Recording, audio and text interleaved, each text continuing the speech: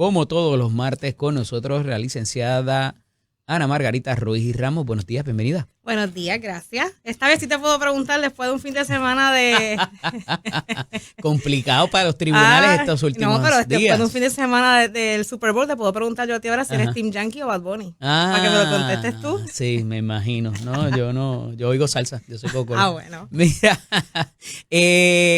estos últimos días, ayer tuvimos oportunidad de hablar un ratito con el buen amigo Jerome Garfer acerca de los asuntos de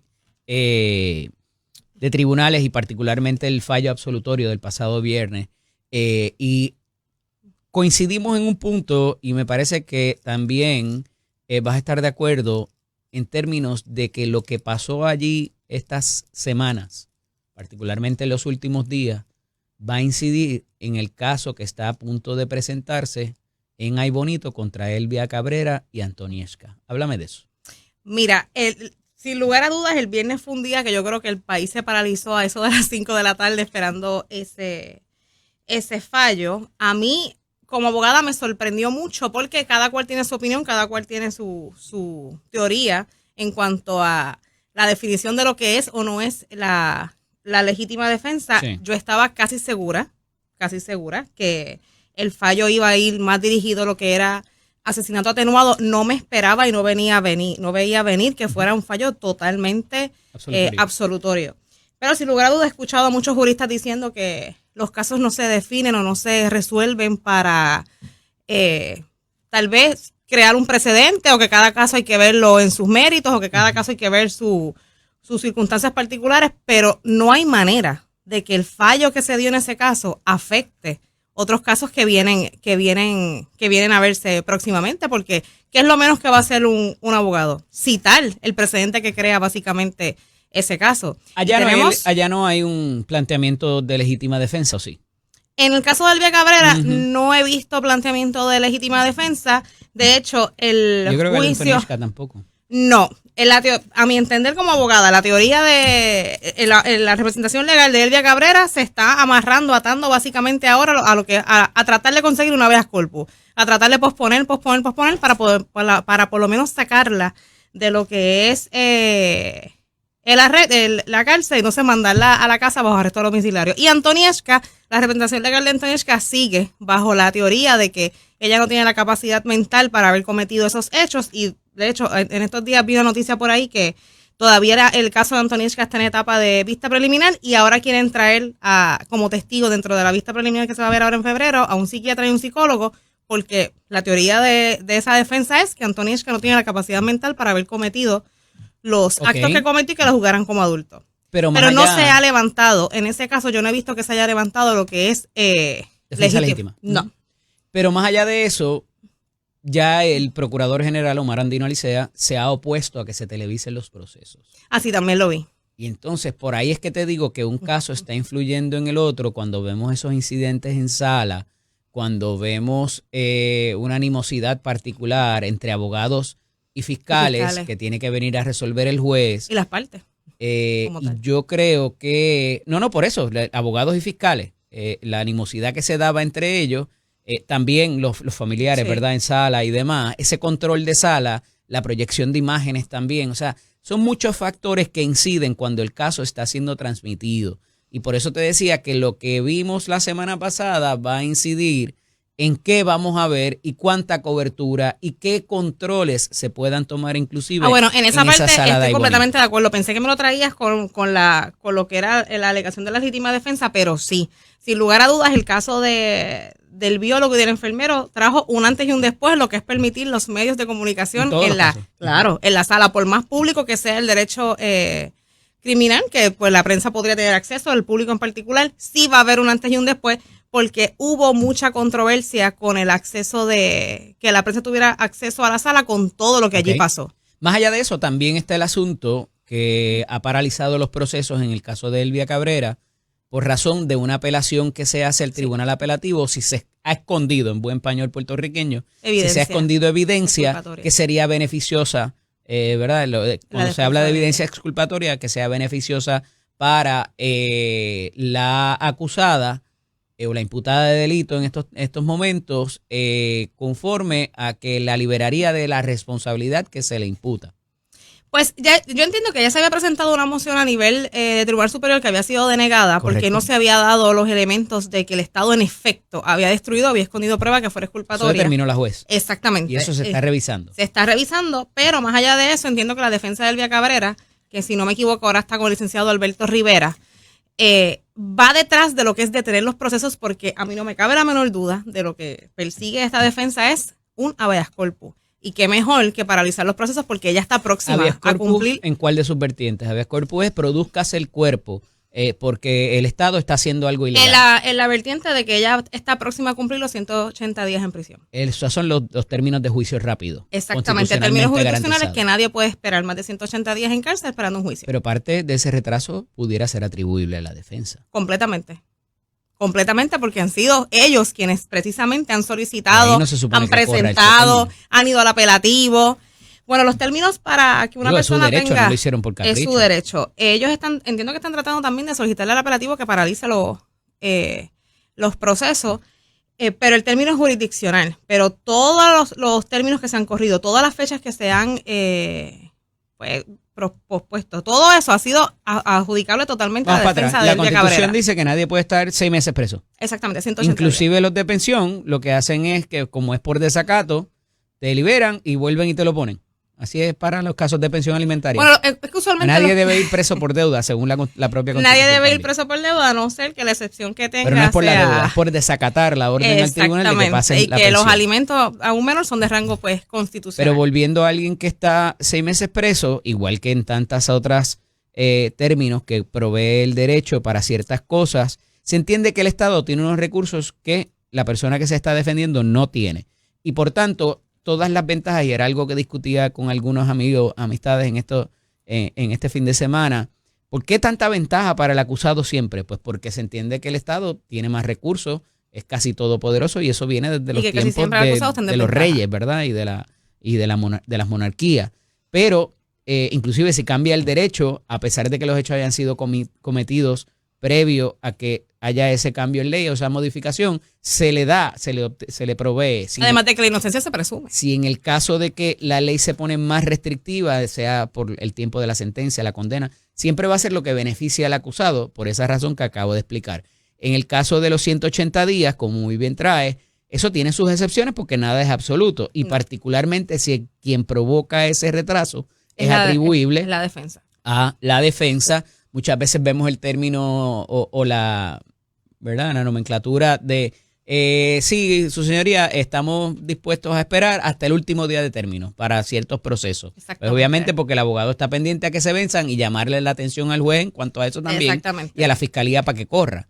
El asunto de la prueba exculpatoria a nivel apelativo y del Supremo es bien complicado cuando ya ha habido una determinación del Tribunal de Instancia.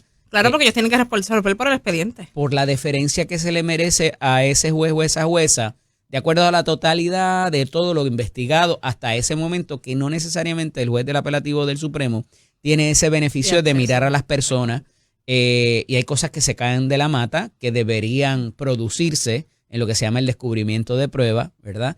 Y aquí estamos a nivel de vista preliminar. En el caso de Elvia Cabrera está pautado, entiendo que para que el juicio comience el 13 de febrero. El caso de Antonieshka hay varias vistas, varios días, desde el 10 de febrero, entiendo, hasta el 20 y pico de febrero está pautada la vista preliminar, que en el caso de la menor, la defensa acaba de anunciar que va a sentar 2 testigos en vista preliminar. Claro. Y en el caso de Elvia, pues entonces está el 13 de febrero. Pero me quiero quedar en el caso de Elvia para explicar lo que es el descubrimiento de prueba también, porque es importante, porque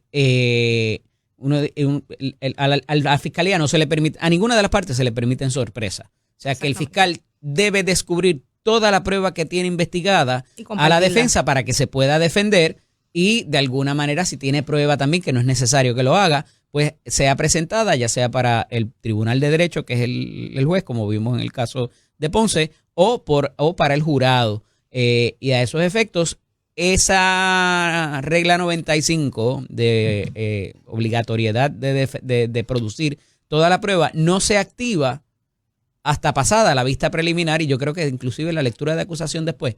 Entiendo que la lectura de acusación después, porque recuerda que la vista preliminar, aunque la evidencia siempre se debe Antes compartir. de eso no hay que entregarla toda. Por ejemplo, las declaraciones juradas. Exactamente, porque por ejemplo la vista preliminar lo que se ve es como una cintila de evidencia.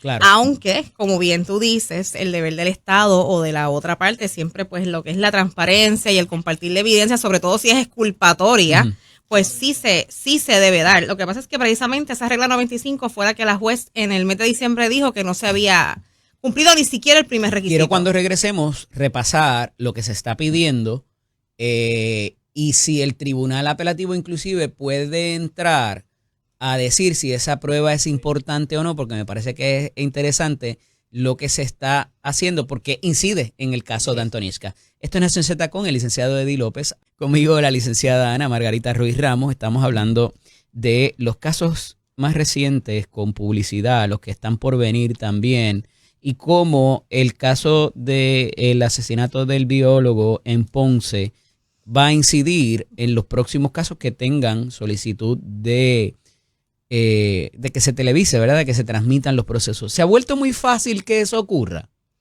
¿El que se transmitan los procesos? Sí. Bueno, lo que pasa es que una vez, y sobre todo en lo que son los casos de los casos de acción criminal, que son casos públicos, una vez se solicita la autorización, y si son casos que han sido mediáticos, pues usualmente se es leniente a que se dé. Lo que pasa es que como bien está debería diciendo, ser por excepción, yo pensaría, a pesar de que los juicios son públicos, pero tú tener la prensa en la sala, me parece que está creando una dinámica distinta quizás de lo que pasa en una sala cuando no hay cámara. Yo entiendo que ejerce una presión diferente a todas las partes, desde el juez, defensa, fiscalía, familiares en sala, y a veces no estoy segura si utilizar la palabra distorsionar es la correcta, pero no siempre pienso que en los casos donde la prensa está dentro de la sala, en casos tan mediáticos como el del biólogo, se crea muchas veces una animosidad que tal vez, si se hubiese visto el caso a puerta cerrada, no se daría. Sí, porque todo el mundo quiere lucir bien, inclusive los jueces. Exactamente. Entonces, todo el mundo tiene como este sentimiento de que no me están mirando las 14 personas que tal vez tengo al frente, me están mirando X millones de puertorriqueños, y entonces yo tengo que adoptar esta posición o esta actitud o este demeanor que tal vez con la puerta cerrada, el público general que siempre tengo y las partes del caso, no tendría que hacerlo. Diferencia del saque. Puede coger cualquier video que usted quiera. Cuando tú vas a las salas mucho más que yo, licenciado. Sí. Y eso no me limita a yo poder hablar y saber de lo que sé. No, tú eres tan abogado como yo. Por si acaso los dos tenemos personas un lo cuestionan, ¿verdad? Pero, ¿cuántos alguaciles usualmente hay en una sala? Bueno. Yo conté 6 los otros días. Bueno. En las salas civiles, más los que había en el pasillo. Usualmente hay uno, independientemente de que se vaya a producir un arresto. Y ese pasa lista, entrega las boletas de citaciones, también anuncia el caso. Anuncia el caso, pasa lista, abre sala, arresta, dirige, pone orden, atiende al juez, atiende a la secretaria de pasa sala, la información, contesta las preguntas los documentos de un lado a otro. Claro, te asiste al abogado para pedir un receso cuando el juez está pues ocupado haciendo otra cosa. En esta sala, pero no te creas. Sale afuera el pasillo y le da chiquimán a la gente que está duro. Para que no esté hablando, para que baje la voz. Controla la sala de espera. Sí. Todo, un solo algo así, en la sala civil. Va y busca a los testigos también. Claro. También hay que buscarlos, también si son mandados al cuartito de espera. Pero en este caso había más de 6 alguaciles, pero no es la primera vez que yo lo veo. Yo he visto casos en la sala de Cagua que no han sido tan que no son televisados. Que no son televisados, sí fueron sonados para la prensa y se requiere la presencia de más alguaciles. En la vista final, ese caso que te estoy hablando particularmente, había más de 7 alguaciles en sala. Desde el pasillo, desde los asientos de las partes, el pasillo hacia la puerta para salir al pasillo principal, con el juez en el estrado.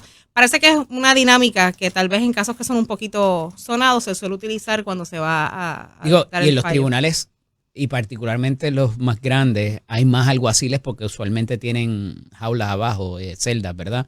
Cuando sí, pero independientemente de Cagua es un tribunal sumamente grande, tienen celdas abajo, pero en las salas civiles nunca hay más de un alguacil, ni la sala civil ni sala de familia. Por eso, pero a lo que voy es que si necesitan llamar por alguna situación de emergencia, no tienen que estar en la sala per se, usualmente llegan bastante rápido. No, si se necesitan, más los que están usualmente claro que en el pasillo en la oficina. Tienen la capacidad de llenar una sala en menos de un minuto. Sí, sin duda, sin duda. ¿Verdad? Y hay circunstancias, puede ser una situación de salud, no necesariamente de peligrosidad o de algún acto violento. No, puede ser una situación de salud, puede ser un caso que fue mediático, puede ser un caso que tal vez incide sobre la seguridad de las partes del juez o el personal de sala, pueden ser muchas situaciones, pero sí he visto la dinámica de que en el último día de juicio en salas criminales, las salas, cuando son casos que, aunque no hayan sido televisados, han sido casos mediáticos o han sido casos que han sonado, sí se suele llenar la sala de alguaciles al nivel de que uno no sabe si mirar para este lado o mirar para el otro. Más allá de si se ha entregado prueba que exculpa de su delito imputado a Elvia Cabrera, hay un asunto de las manifestaciones iniciales en la entrevista de Antoniesca que parecería exculpar no solamente a su mamá, sino a su hermana también, correcto. Y esa es una de las cosas que pudiera estar sujeta a interpretación por parte del Tribunal Apelativo, me parece, en estas mociones que presenta la defensa. Sí, y el Tribunal Apelativo podría anticipar que no tendría por el mismo caso de la menor, caso tal vez fácil de dirimir en ese asunto, porque los tribunales apelativos, primero que todo, ellos funcionan por el expediente. Ellos no pueden recibir prueba nueva de lo que recibió un tribunal superior para determinar lo que terminó. Se basa en los escritos de los abogados. Claro que sí. Y la transcripción de la vista que la pueden pedir. Transcripción, claro, ellos pueden determinar y pueden revocar al tribunal superior porque ellos pueden interpretar que tal vez hubo un error de juicio, de interpretación del derecho, de aplicación de la prueba en el tribunal superior, porque para eso existen las revocaciones. Pero en este caso en particular, con esto que me estás trayendo, esto ya yo lo había hablado anteriormente en el programa, y es que existe tengo un lighter ahí, unas declaraciones de la menor donde básicamente dice, que entiendo que fue una declaración que ella misma lo escribió, que sí, su mamá y su hermana. Era un vocabulario utilizado, ¿verdad? Sí. Todas esas cosas las puede ver, porque esto no es un error de derecho, no es un error que cometió el juez, que es lo que usualmente se levanta en esos escritos al apelativo o al Supremo. El asunto de mirar, inclusive la prueba que se presentó, se puede cuestionar en este proceso, en este momento. Bueno, el apelativo puede mirar toda la prueba que miró el Tribunal Superior. Y tiene dos caminos. Decir, no, se confirma a la juez porque su determinación fue en derecho, fue acertada. Pero fíjate que no estamos hablando aquí de las manifestaciones de un testigo o del demeanor, de la credibilidad que le mereció a ese juez o a esa juez. Estamos hablando de examinar un texto que alegadamente escribió una persona en otro caso para propósitos de este caso, si verdaderamente incide o no. Bueno, si ese escrito se trajo como evidencia a este caso o se debió haber traído y no se trajo, pues el Tribunal Apelativo sí puede incidir sobre esa decisión. Por eso, una cosa es si se trajo o no y otra cosa es si del texto es culpa a Elvia Cabrera o no. Sí, son dos, exactamente. Una cosa es una cosa y otra cosa es otra cosa. Nos queda poco tiempo. ¿El fallo absolutorio por legítima defensa o por dudas razonables? Y respectivo de la locución del juez. ¿Qué te parece que pesó más para resolver de la manera que resolvió el juez Yabona? Yo pienso que el juez Yabona se fue más por lo de dudas razonables. Yo pienso que el juez en muchas ocasiones hizo manifestaciones sobre lo huérfano que estaba el tribunal de evidencia, con la situación de los videos, la situación de los testimonios, las advertencias que le hizo a múltiples testigos sobre lo que es el perjurio, y yo siento que él tal vez no sintió que tuvo ante sí todos los elementos del delito con la prueba que respaldara esos elementos para poder entonces determinar el fallo de otra manera. La licenciada y fiscal Cobian pareció retante a veces, en exceso, a punto de ganarse un desacato el jueves. Sí. Tuvo un caso malo. El caso no fue bien investigado. Me parece que eso ya venía, esa herida venía sangrando bastante durante los últimos días. No, y entonces los últimos días la situación se puso peor, porque yo entiendo que ya los últimos días tal vez les cayó el 20 de que estamos en la recta final y no hemos podido tal vez convencerlo o probar lo que era nuestro caso, entonces los ánimos pues se caldearon un poquito más, y si esos últimos días... el intentar subsanar todos esos errores de una manera fantástica, casi increíble, en el informe de cierre, el informe final. Lamentablemente los informes de cierre no pasan pruebas. Tú tratas de subsanar, tratas de atar cabo, tratas de convencer al juez, y eso es básicamente los últimos 3 puntos que tendría. Aquí fue peor, porque le recordaste al juez que lo trataste de coger de lo que no era. Y el juez nunca Él se lo recordaste porque él siempre lo supo. Ujú. Se lo recordaron porque él siempre lo supo y ese era yo entiendo que tal vez esa era su actitud en el caso. Mira, hay muchas otras cosas pasando en tribunales y las veremos en estos días. Todavía unos procesos de apelativos en otros casos federales y estatales también. Yo creo que este interés por la ciudadanía de conocer cómo se dan los procesos, cómo piensan los jueces. Tú podrás molestarte quizás con la determinación de un juez para un lado o para otro. Pero el tú ver todos los elementos que sí, que no, y inclusive cuestionarte y buscar información, me parece que es productivo para esa confianza en la justicia.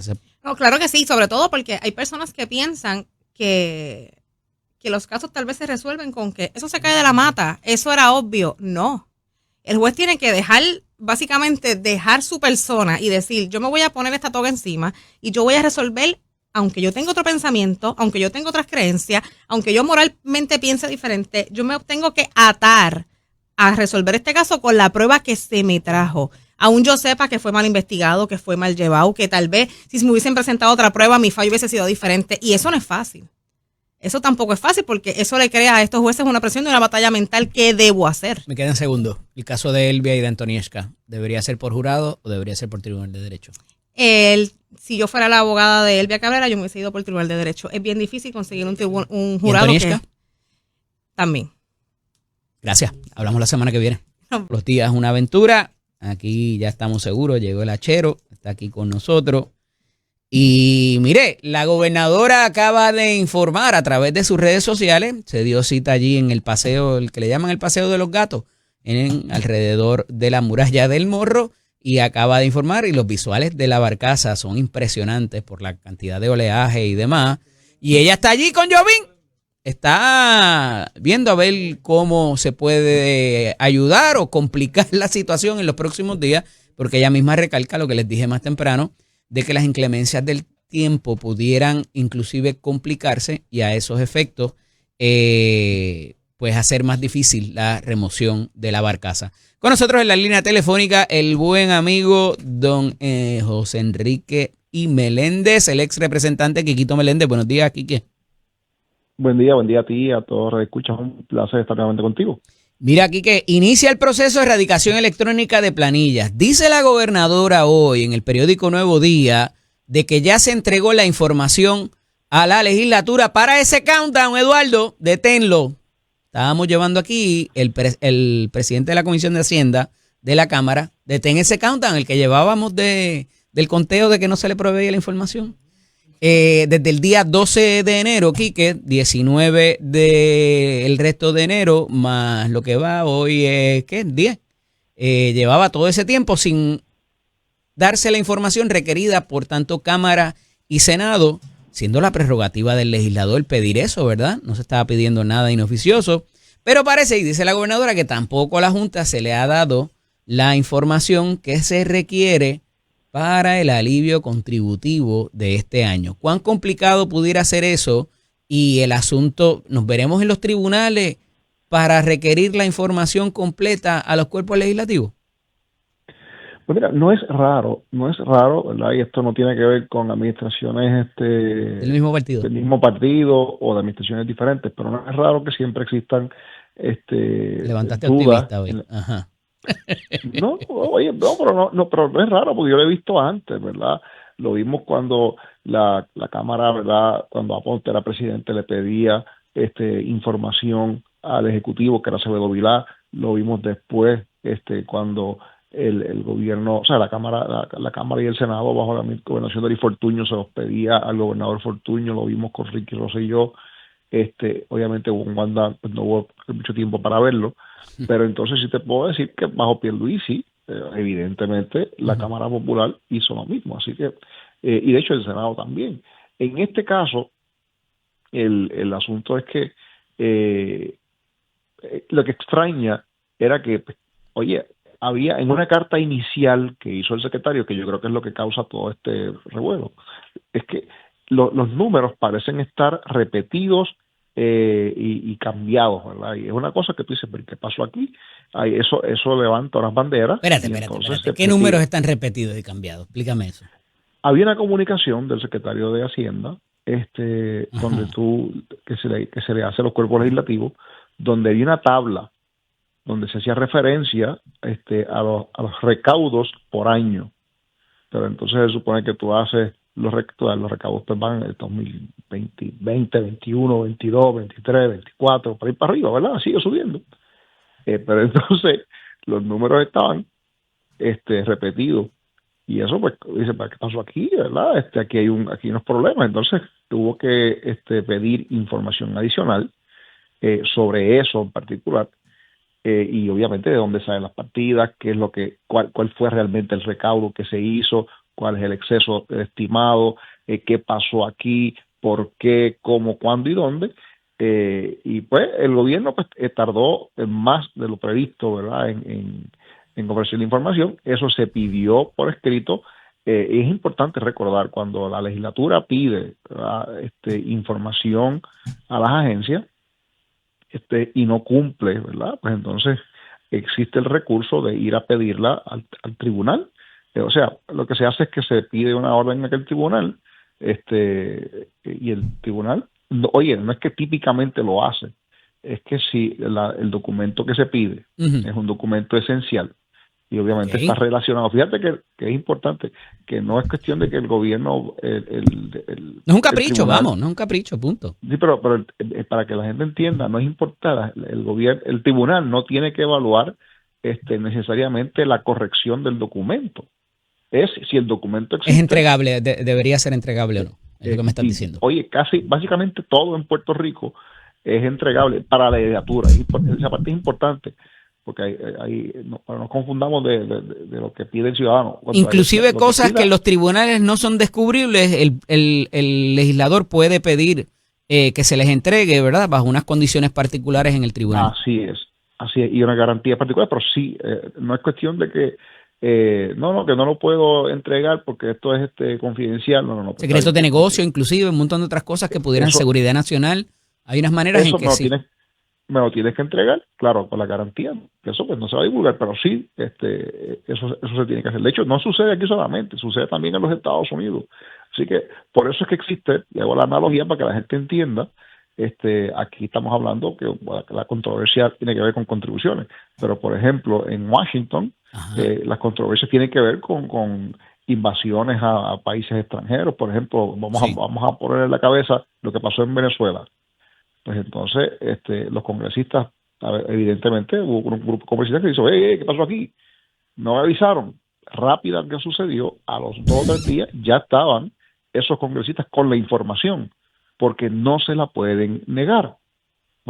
Y eso no es cuestión de que ellos quieran o no quieran, es cuestión de que no tienen alternativa, tienes que hacerlo. Por lo tanto, lo menciono para que la gente pueda entender el poder que tiene el legislativo al momento de pedir. Pero Quique, como en tantas otras cosas adicionales, aquí ahora tenemos, aspectos adicionales, ¿verdad?, de política pública, pues tenemos el asunto de la Junta de Supervisión Fiscal. Y ya uno pudiera entender, pues mira, para este año los legisladores nos resolvieron y dieron su aval a través de esta resolución. Pero a finales de la semana pasada, la Junta de Supervisión Fiscal dijo, oye, aún el alivio contributivo que se legisló pudiera no necesariamente entrar en vigor. Y a mí me parece que por eso es que el secretario Pantoja es tan cuidadoso y dice, usted rinda la planilla y después en abril 15 hablamos cuando saquemos el cálculo y vemos a ver qué le vamos a devolver a cada uno, que va a ser caso a caso. Porque ese alivio pudiera trancarlo a la Junta si no se le entregan las cifras que están pidiendo del bendito impacto fiscal, ¿o no? Totalmente de acuerdo. Si no se entrega la información, y esto es importante que la gente lo entienda, ¿verdad?, y el gobierno particularmente, la última palabra no es cuestión de que yo lo diga porque me gusta o no me gusta. Oye, no me gusta, vamos a establecer eso. Pero la última palabra desde el punto de vista contributivo en Puerto Rico la tiene la Junta de Control Fiscal. Y hasta ahora el récord de la Junta de Control Fiscal, cada vez que dice que una ley no va, es 100% de 100%. A ese nivel. O sea, oye, ellos van al tribunal, detienen una ley, se acabó el juego. Punto. Ellos lo que tienen que decir es que esa legislación violenta el plan fiscal. Se acabó. Así de sencillo. Entonces la juez Taylor Swain pues mirará por encima del asunto, que esto dice, los expertos dicen que esto no cumple, y pues no, ¿cuánto cuesta tanto? Ok, se acabó, para afuera, punto, se acabó. Oye, es una cosa que es absurda para nosotros, pero la ley promesa le da autoridad a la Junta de Control Fiscal para hacer eso. Sin embargo, y aquí hago el catch-22, ¿verdad?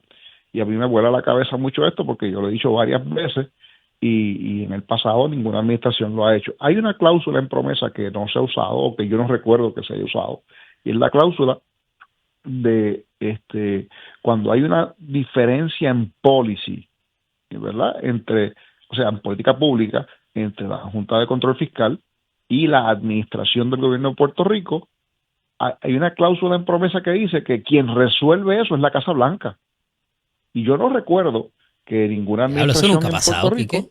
pues exactamente, pero eso está en promesa.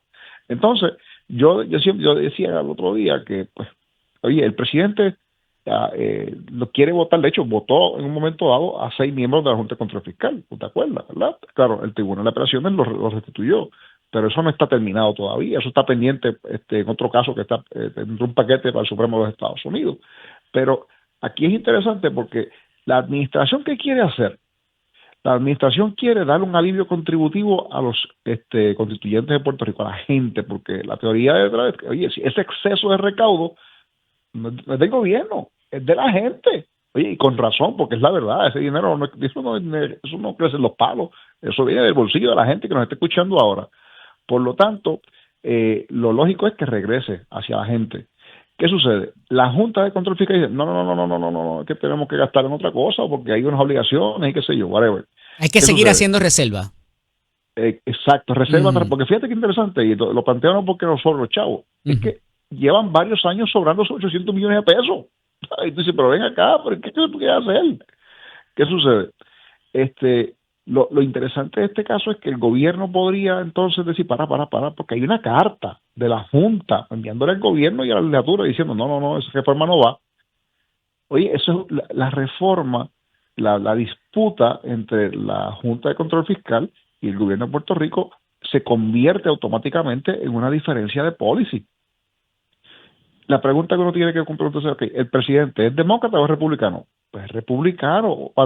Y olvídense de que sea Donald Trump, es el presidente republicano, una administración republicana busca que típicamente la teoría es devolverle el dinero a la gente, reducir el tamaño del gobierno, bajar las contribuciones. Alguien que vaya donde Donald Trump, la administración va donde Donald Trump y le dice, mira, aquí hay un problema donde el equipo del presidente, nosotros queremos devolverle los chavos a la gente porque tenemos unos excesos de recaudo y lo justo es que se devuelva a la gente ese dinero a la gente. Y aún así se cumple con todas las obligaciones del gobierno. El presidente, yo estoy seguro, y su equipo lo van a mirar con buenos ojos y van a buscar la forma de forzar eso. Sin embargo, y interesante, hay que recordar al presidente, el director ejecutivo de la Junta de Control Fiscal no es republicano, es demócrata, y todo el mundo lo sabe. ¿Que viene dónde? Era el director de OGP, de la Oficina de Gerencia y Presupuesto, o el Budget Office del Estado de Nueva York, bajo la gobernación de Andrew Cuomo. No es que sea malo, es que su política pública es diferente. El mindset de un demócrata, para efectos de esto, ¿verdad? De presupuesto es diferente. O sea, que pudiera entenderse o interpretarse que he doesn't believe in tax breaks. Él no cree en los tax breaks. Entendiste perfectamente. Ok, pero Quique, eso está perfecto y no puedo estar más de acuerdo contigo, pero aquí hay una realidad. Eso no quiere decir que no se entregue la información. No, hay que cumplir. Número uno. Y número dos, tenemos dos realidades ahí al lado, respirándonos en la nuca. El asunto de los fondos de Medicaid y el asunto de la quiebra de prepa también, que va a haber que sacar chavos adelante. Entonces, sí, podemos tener un exceso de recaudo que lo queremos devolver, pero tenemos cosas con las que tenemos que cumplir. Y la Junta ya lleva 2 semanas corridas diciendo que hay una desaceleración económica que nos podría complicar el panorama, a pesar de que hemos tenido años de buen recaudo. Eddie, disculpa que te interrumpa. La Junta, desde su primer plan de ajuste, desde el primero, ha anunciado que Puerto Rico va a entrar en un periodo de déficit en el 2032. Eso lo ha dicho desde el primer día. Yo no sé dónde se saca eso, pero en sus proyecciones, ellos están desde el principio estableciendo que tienen un simposio el jueves en la Cámara para hablar de eso. Allí en Leopoldo Figueroa. Pero por eso te digo, o sea, ellos están planteando de que la necesidad o sea, de que se permanezca el ente fiscal en Puerto Rico, incluso después de los años 2030, porque vienen tiempos difíciles, según ellos, ¿verdad?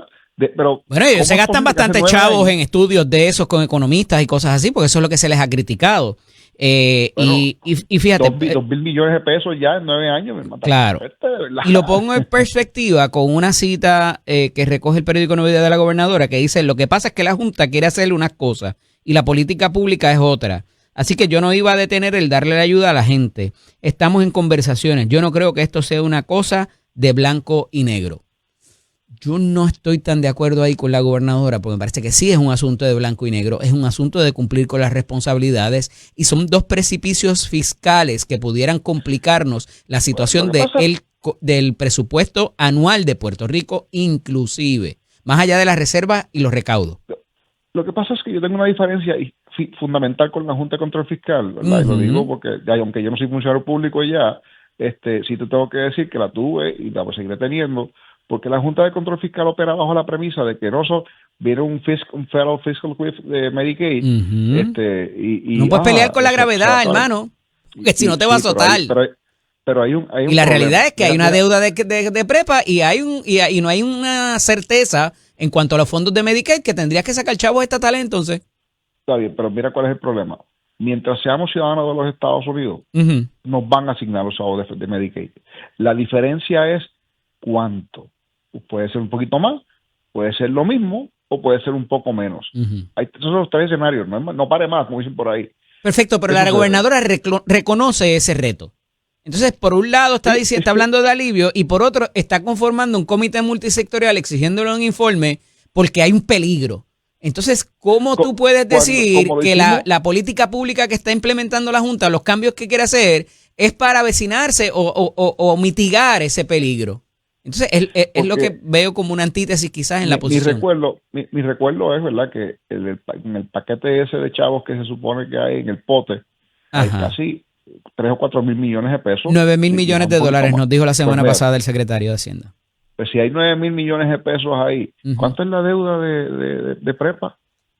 Estaba cerca de 10 y medio, con los intereses subía como a 12. Si finalmente la deuda de prepa se reestructura y digamos que de 9, que es la deuda sin intereses, lo bajan, yo no voy a decir a la mitad, pero lo bajan a 7 o a 6. Oye, ahí los chavos para pagarlo. De cantazo. Como un día criticaron a la gobernadora por decir eso. Pero eso no va a suceder así, porque típicamente ese tipo de deuda no se paga de esa forma, porque hay que buscar la forma de darle unos chavitos adicionales a los bonistas, y por eso es que se paga a largo plazo. Pero son, oye, y eso no es cuestión de gusto, it is what it is, ¿sabes? Así funciona el mercado. Por eso es que cuando la gobernadora hizo esa promesa inicialmente, pues hubo un montón de críticas, que eso no es posible, que se pida allá. Que vas a dejar a los maestros, a los enfermeros y a los policías sin sueldo. Y cuando tú sacas de caja todo ese dinero, pues entonces podrías estar creando un problema. Pero no se vislumbra que ese sea el escenario. Pero dinero en caja, lo planteo del dinero en caja porque hay chavos suficientes. El hecho de que la gobernadora la gobernadora no va a girar para la reforma, o digo, ¿verdad? Eso es lo que yo he estimado, ¿verdad? Yo no creo que Hacienda esté buscando girar contra los ahorros, porque entonces... Sí, eso fue lo que dijo Pantoja la semana pasada, que ellos habían ubicado los años 22, 23 y 24 de las reservas que consiguieron. Y yo me sospecho que la Junta va a tener algo que decir, porque ese dinero está reservado para un peligro que puede que no venga, ojalá que no, una emergencia también de un desastre natural. Entonces, ¿verdad? El girar contra eso y no contra ahorros en el presupuesto de 13.900 millones de dólares anuales, pues es lo que choca y pone en una posición difícil a la administración para propósitos de la Junta, me parece. Digo, y la Junta autorizó el presupuesto. Ahorros, pues, aquí yo lo entendí de otra manera, ¿verdad? Pero si los ahorros son, ¿verdad? Pero corrijo, si están girando contra las reservas, pues entonces eso la Junta no lo va a permitir. Pero si están girando contra ahorros de gobierno, o sea, mira, yo tengo una reserva porque tengo estos ahorros que estoy haciendo en este año y en el próximo año voy a hacer tanta cantidad. Contra eso la Junta no debe tener problemas. Y de hecho yo recuerdo que en algún momento la Junta de Control Fiscal mencionó que incluso con ahorros de presupuesto pues no iba a tener problemas. Pero si estamos hablando de ahorro de reserva, eso tiene que estar off limits para ese asunto. Por eso yo creo que es que está la diferencia, y ahí eso creo, eso si por ahí es que van, por ahí no lo van a encontrar, ¿verdad? Hay otro asunto. Y yo estoy seguro que la juez tampoco lo va a ver. Hay otro asunto que tiene que ver con la Junta de Supervisión Fiscal y con la deuda de prepa. Y espérate, antes de ir para allá, el periódico Metro, déjame ver la fecha aquí. Esto fue el 3 de febrero, la semana pasada. Hacienda asegura que cuenta con fondos para cubrir costos de la reforma. En el periódico Metro, como te digo, y aquí es que habla del asunto de las reservas, pero que son de años anteriores. Y el secretario detalló como ejemplo que una de las reservas fue establecida en 2022 como contingencia ante un posible declive de recaudos, escenario que según indicó no se materializó, lo que permitió que dichos fondos quedaran disponibles tras su fecha de vigencia. Dice él, hay una serie de reservas más allá del balance que la gobernadora ha mencionado, que es el balance en caja total de las cuentas del gobierno de Puerto Rico, considerando también todas las reservas, todos los fondos restrictos y que tiene algún tipo de compromiso para el pago de deuda o algún otro propósito, explicó Pantoja durante un summit organizado por la FAF. Vuelvo y te digo, y cuando salió esa noticia la semana pasada, yo dije, aquí la Junta va a brincar. Olvídate eso, que la Junta no va a tener no va a autorizar. Sí. Mira, te decía, este asunto de la quiebra en la sala de Taylor Swain se complica porque parece, le están diciendo que la Junta está mintiendo y que impactó unos informes de la Autoridad de Energía Eléctrica para propósitos de la ganancia mensual, que incide a su vez en la ganancia anual, para propósitos de si tienen costo cero o balance cero después de pagar toda la operación y ver qué hay para pagarle a los bonistas. ¿Cómo ves esta situación ante un tribunal de justicia de que se le alegue que una parte está manipulando un informe oficial de una entidad gubernamental, Quique? Si eso es cierto, normalmente los tribunales ven eso como algo grave, ¿verdad? Eso no es algo que los tribunales miren livianamente. Eso siempre tiene consecuencias y, oye, pero probar eso tampoco es fácil. Sí. Tienes que traer una serie de expertos, peritos que te vengan y te certifiquen. En efecto, los números se supone que digan otra cosa y que los informes se supone que están... ¿sabes? Que el hecho de probar la manipulación de un informe oficial no es imposible, pero no es tampoco fácil. Pero si se logra hacer, porque la mera alegación, pues mira, eso lo que puede hacer es inflamar el asunto, ¿verdad? Para llamar la atención, pero también tiene consecuencias. Así que es un riesgo, ¿verdad?, para los bonistas hacer una alegación de esa forma. Pero la pregunta es, si tienen la evidencia y tienen los peritos que dicen que en efecto eso está, oye, a mí no me sorprende, porque yo soy los que creo que la Junta está haciendo lo posible por no resolver esto. En la medida en que más se tarde, y yo creo que es importante que la gente entienda esa parte, porque es que a veces la gente dice, no, porque la Junta no se va a ir porque el gobierno es malo. Pero, oye, mira, el gobierno no es que sea perfecto, porque perfecto no es, pero la Junta de Control Fiscal, o sea, ese ecosistema, se ha creado un ecosistema alrededor de la Junta de Control Fiscal. Cuando me refiero a eso, pues toda una industria de cabilderos, de consultores, legales, claro, sí, abogados, y ese grupo de economistas, economistas, esas personas que están allí, que son, oye, expertos, no te voy a decir que no lo son, pero estamos hablando de gente que se cobra. El otro día estoy seguro que tienes que haber visto el contratito que llegó, que ahora pues ya no es por 1,200, ahora por 1,350 pesos la hora. Porque hay que dar un aumento al pobre muchacho, ¿verdad? Pues la realidad es que ese ecosistema se va a proteger y van a buscar la forma de decir, ok, esto hay que resolverlo, vas a ver que el curso, esto hay que resolverlo y cuando se resuelva nos vamos de aquí, ¿no? Pero ¿cuándo se resuelva? ¿Y cuándo hay que resolverlo? Sí, pero ¿cuándo? Pero hay mucha gente aquí que también piensa, imagínate si no estuvieras, como decía que el anunció antes, si la Junta no estuviera aquí, la creatividad legislativa saldría de control. Pero mira qué interesante. ¿O no? Es que ahí es donde yo tengo diferencias, ¿verdad? Porque ¿qué sucede el día que la Junta se vaya? Y aquí es importante que la gente lo entienda. Cuando la Junta se vaya, o sea, si la Junta se va mañana, ¿verdad? Vamos a decir que prepa se resuelve mañana, ya para efectos prácticos tenemos 4 proyectos, digo que no los tenemos, ¿verdad? Pero estoy hablando for argument's sake. Ya tenemos los presupuestos, la Junta dice, pues, oye, y tenemos el acceso al mercado, que son las 3 condiciones que la ley promesa requiere. pues entonces se fueron.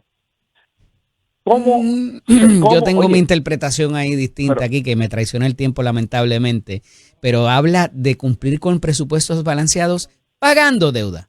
Y si bien se está pagando obligación general, deuda, si se está pagando COFINA, volver al mercado, pero todavía te queda prepa, y yo me sospecho que esos 4 presupuestos balanceados es una vez se esté pagando toda la deuda y que harán esa interpretación. Igual me equivoco, pero ahí te la dejo de asignación. Abrazo, hermano. Es interesantísimo. Ajá. Agradecido siempre por tu disponibilidad. Esto es buenísimo. Te quiero. Cuídate. El ex representante José Enrique Meléndez, Quiquito. Regresamos en breve. Esto es Nación Z con el licenciado Eddie López. No todo es malo, no todo es crítica, no todo es quizás malas estrategias. También se anuncia en estos días que una farmacéutica de Taiwán va a hacer una inversión de $46 millones en Puerto Rico. Y eso mínimamente en la primera fase, que me sospecho que es la construcción, se provocarán 90 empleos directos y comenzarían las operaciones para un tipo de medicamento hematológico en el 2027. Todo esto como en el esfuerzo de lo que se llama el reshoring, ese de traer manufactura de otros territorios para Puerto Rico para poder tener los beneficios contributivos y de alguna manera cumplir con las políticas federales del presidente Donald Trump y que no los maten con los aranceles. Y particularmente con lo que tiene que ver con la industria, lo que le llaman el biofarma, que tienen sus consideraciones adicionales porque saben que hay como una marca ahí que es de Trump RX, ¿verdad? Y tiene que ver con ciertos medicamentos que en vez que los distribuya otra entidad, pues van a ser distribuidos a través del gobierno para bajar ese costo del middleman y hacerlo más accesible a la ciudadanía. Pero, como les digo, no todo es malo, eso es bueno, siempre y cuando se cumpla y puedan tener buenas condiciones, ya sea donde van a estar localizados, carretera, infraestructura, el shipping, todo lo demás, la luz también, la energía, el sistema energético y todo lo que encumbra esto, porque parece que hay problemitas con eso de la generación adicional también. Nos dice el periódico hoy que está complejo y cuesta arriba mínimamente la adquisición de permisos. Pero ahí un poquito del minuto empresarial e industrial con Eddie López. En la línea telefónica, no lo tengo todavía. Ok.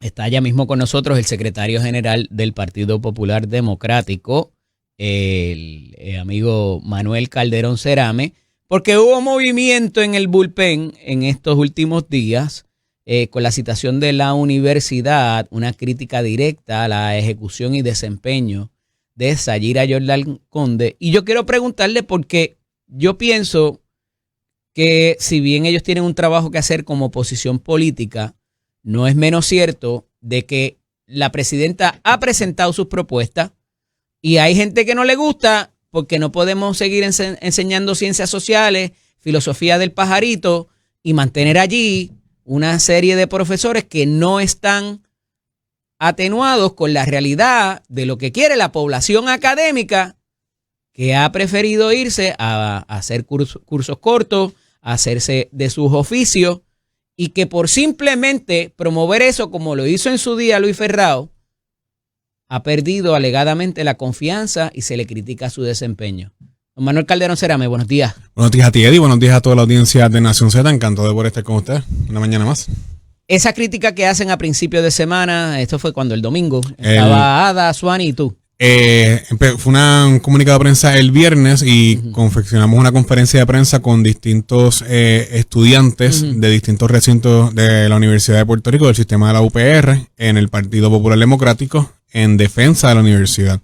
Toda vez de que pues en estos momentos la comunidad universitaria, entiéndase la facultad, el personal no docente, el estudiantado, ya los conseles están en contra de que... Tiene en 2 ocasiones ya ante la Junta de Gobierno de la Universidad de Puerto Rico han habido 2 de solicitudes de destitución. La última fue apenas por un voto contra la presidenta Sayira Jordán Conde y ante eso pues el rescate o el salvavidas que le lanza la gobernadora, pues el nombramiento de Vanessa Santo Domingo, nada personal contra ella, la conozco y creo que es una persona buena y competente en el tema electoral, pero en el tema académico universitario nos parece porque es un nombramiento de una persona pues que es un activista político del Partido No Progresista, y desde ese punto de vista hay que respetar la autonomía universitaria y entenderle que si hay una persona que no cumple con las cualificaciones o con la competencia necesaria en un año, la Universidad de Puerto Rico, al mando de Sayira Jordan Conde, en temas de reconstrucción de fondos asignados y obligados que hay para los 11 recintos, particularmente el recinto más grande que es el de Río Piedras, donde todavía los problemas de infraestructura y del tema de la luz, el tema de los apagones, el tema de los bajones, con la falta de las subestaciones necesarias en el recinto son enormes y todavía permanecen y no ha habido un plan para atenderlo. El plan que tiene que ver con el tema de la oferta académica, eso que tú decías, es muy correcto. Muchos otros recintos privados, hemos visto la expansión de Nuke University, hemos visto cómo la Universidad Interamericana continúa. ¿Viene ella? Está bien, pero no ha sido bajo ella, ¿me entiendes? Lo que te quiero decir es lo siguiente, que mientras otros recintos privados y instituciones privadas académicas han continuado ajustándose a la realidad académica y ante la necesidad de falta académica estudiantil en estos momentos en el país, la Universidad de Puerto Rico continúa rezagada. Pero es que no se quieren mover, ella ha tenido que mover a los rectores para esos propósitos. Yo creo, todo el mundo quiere seguir enseñando humanidades, filosofía y letras y desempeño a mí me parece que ese no es el problema de base en estos momentos. En estos momentos tenemos una presidenta que en un año no ha podido implementar unos programas tangibles en temas de infraestructura para la Universidad de Puerto Rico, en temas de oferta académica de la Universidad de Puerto Rico, en temas que tienen que ver con ganarse la confianza de los distintos sectores que componen la comunidad universitaria, y ante ello hay unos reclamos por parte de la comunidad estudiantil por los cuales el Partido Popular se solidariza, y ante la realidad de querer insertar o politizar la Junta de Gobierno de la Universidad de Puerto Rico, el Partido Popular Democrático dice que no, que hay que respetar la autonomía universitaria. La primera desavenencia ahí, o los primeros que levantaron bandera, fue el mandado de empleados no docentes, correcto, que recoge hasta los conserjes. Y sin déjame decir lo siguiente, y lo voy a decir en este programa. El primero que levantó objeciones a ese nombramiento fue el presidente del Senado, Tomás Rivera Chats. Hay que decir las cosas como son. El primero, desde que se nombró a Sayira Jordan Conde como presidenta de la Universidad de Puerto Rico, luego vino la Hermandad de Empleados No Docentes, luego ha venido parte de la facultad, luego han venido distintos rectores en otros recintos que ella ha tenido que remover, y ahora lo más reciente en la Junta Universitaria y en lo que es el Consejo General de Estudiantes le han retirado la confianza. Debería estar la Hermandad de Empleados No Docentes hablando acerca de qué cursos se enseñan y qué no en cada uno de los recintos, o sobre la consolidación de los recintos. Esa quizás te la compro, pero cuando regresemos de la pausa hablamos un poquito más a los efectos, porque es que me parece que se está concentrando en lo mismo que le hicieron a Luis Ferrero por querer cambiar las cosas, ¿verdad? Y yo sé que la crítica de ustedes es distinta. Si es a Vanessa o a Sayira, me lo dices cuando regresemos. Esto es Nación Z con el licenciado Eddie López. Estamos dialogando con el secretario general del Partido Popular Democrático, don Manuel Calderón y Cerame. Y Manuel, te dejé pendiente este asunto de si la crítica era al nombramiento de Vanessa, al desempeño de Sayira Jordan Conde, a las dos, o cómo se implementan los cambios necesarios. Mano, por lo menos mínimo, lo de los oficios. Hay que hacerlo, es un no-brainer. O sea, ya nadie quiere estudiar 4 años. Sí, no, oye, quieres irte a ser chavo. Y hacen falta, búscate un plomero, un electricista, un ebanista en la calle. Totalmente de acuerdo. En ese aspecto final que dice, igual yo creo que el proyecto de la admisión automática del presidente del Senado, yo creo que es una buena idea. Yo lo favorezco. Yo en lo personal lo favorezco. Y yo creo lo siguiente. Hemos visto una presidenta que ha demostrado una incompetencia al mando de la Universidad de Puerto Rico durante su primer año.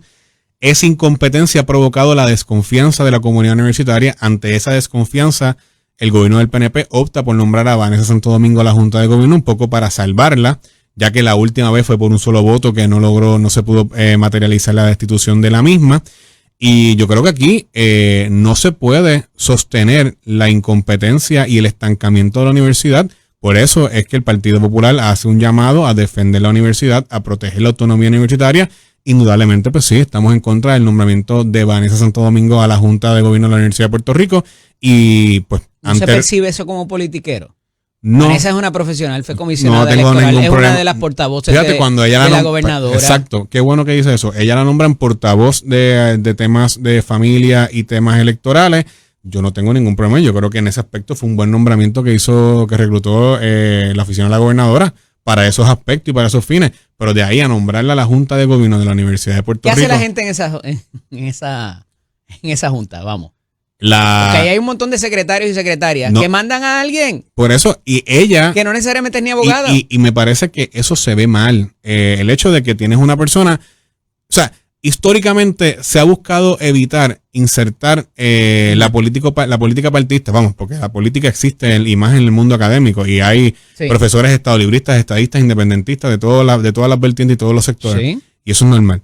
Pero el hecho de que tengas a una excomisionada electoral del Partido No Progresista no se ve bien y no es un nombramiento, me parece a mí, correcto. Por el asunto de política. Por el asunto político partidista. Ujú. Porque nadie esperaría que el gobierno del PNP nombre un independentista, un popular. Puede nombrar estadistas, nada problema contra eso. Pero el asunto de haber nombrado una excomisionada electoral del Partido No Progresista, yo creo que es donde raya la denuncia que hace el Partido Popular Democrático, y ante ello, junto con jóvenes universitarios de todos los recintos del sistema de la UPR, hicimos esa denuncia con contundencia y con vehemencia, solidarizándonos con la Universidad de Puerto Rico y haciendo un llamado a defender el sistema universitario de la UPR. En otras instancias, ¿verdad? También han estado trabajando los asuntos de energía, lo último que está ocurriendo con la reforma contributiva. Hablaba con Quiquito y me parece que aún inclusive peligra el cheque de alivio Sí. ese, porque no entregan la información. Corrobora la gobernadora y mis fuentes me aseguran de que por fin se entregó la información a la legislatura, pero la Junta todavía le falta información para autorizar eso. Mira, Eddie, ¿A qué obedece eso, a tu juicio? a la incompetencia del gobierno del PNP. Estamos ante un gobierno incompetente e incapaz de varias cosas importantes para el país. Estamos ante un gobierno incapaz de poderle quitar las escoltas a Wanda Vázquez. Todavía el día de hoy esa señora continúa con las escoltas pagadas, con fondos públicos y con fondos de nosotros. Es el Con Estado de Derecho. lo que paga. Bueno, pues me parece que está mal. Y aquí hubo legislación que le llegó al escritorio de la gobernadora para podérselas quitar. Punto. 2. Estamos ante un gobierno incapaz de poder aprobar una reforma contributiva, donde aquí no se sabe quién dice la verdad, cuáles son los números y los datos corroborables y correctos. Aquí tú has tenido al presidente de la Comisión de Hacienda te dice una cosa, el secretario de Hacienda te dice una cosa, la presidenta de la Comisión de Hacienda del Senado te dice otra cosa. Presidente del cuerpo. Los presidentes de los cuerpos hacen unas denuncias de un lado y del otro. Los portavoces de Fortaleza peleando con los legisladores. O sea, aquí no se pudo aprobar una reforma contributiva y ante eso aprueban el crédito reintegrable. Yo me parece que está bien, nadie se puede poner un alivio contributivo a la clase trabajadora, pero todavía al día de hoy no está el visto bueno de la Junta de Supervisión Fiscal. Todo era para titulares y para decir que se hizo algo. Y la tercera incompetencia, que yo creo que es crasa, es la incompetencia de este gobierno de poder darle un servicio de agua y luz decente a la gente.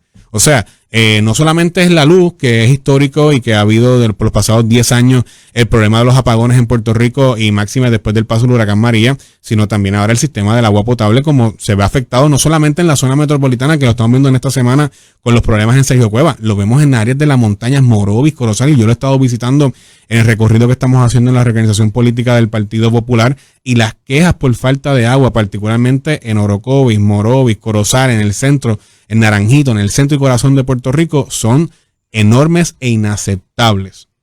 La de Morovis, que llevan ya, ¿cuánto? Casi 10 años. Casi 10 años en pelasta. En el Tribunal Federal ha tenido que llegar la alcaldesa para denunciar el mal servicio de agua potable, particularmente en las áreas más altas de Morovis.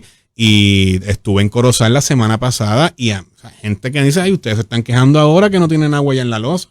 Pero yo 2 veces en semana no tengo sistema de agua potable. O sea, yo creo que estamos ante una incompetencia en unos temas puntuales y particulares que le importan a la gente, que este gobierno ha sido incapaz de resolvérselos ante un año y con promesas de campaña incumplidas, como lo fue la reforma contributiva, Eddie. Estaba hablando ahorita también estaba viendo un video más bien esta mañana de una vista en el Congreso donde Pablo José Hernández le pregunta a Kristi Noem acerca de la posición de la gobernadora sobre la cuestión migratoria pero me parece que hizo hincapié también sobre el asunto de muchos fondos de FEMA que tiene detenido el propio DHS, Homeland Security, claro.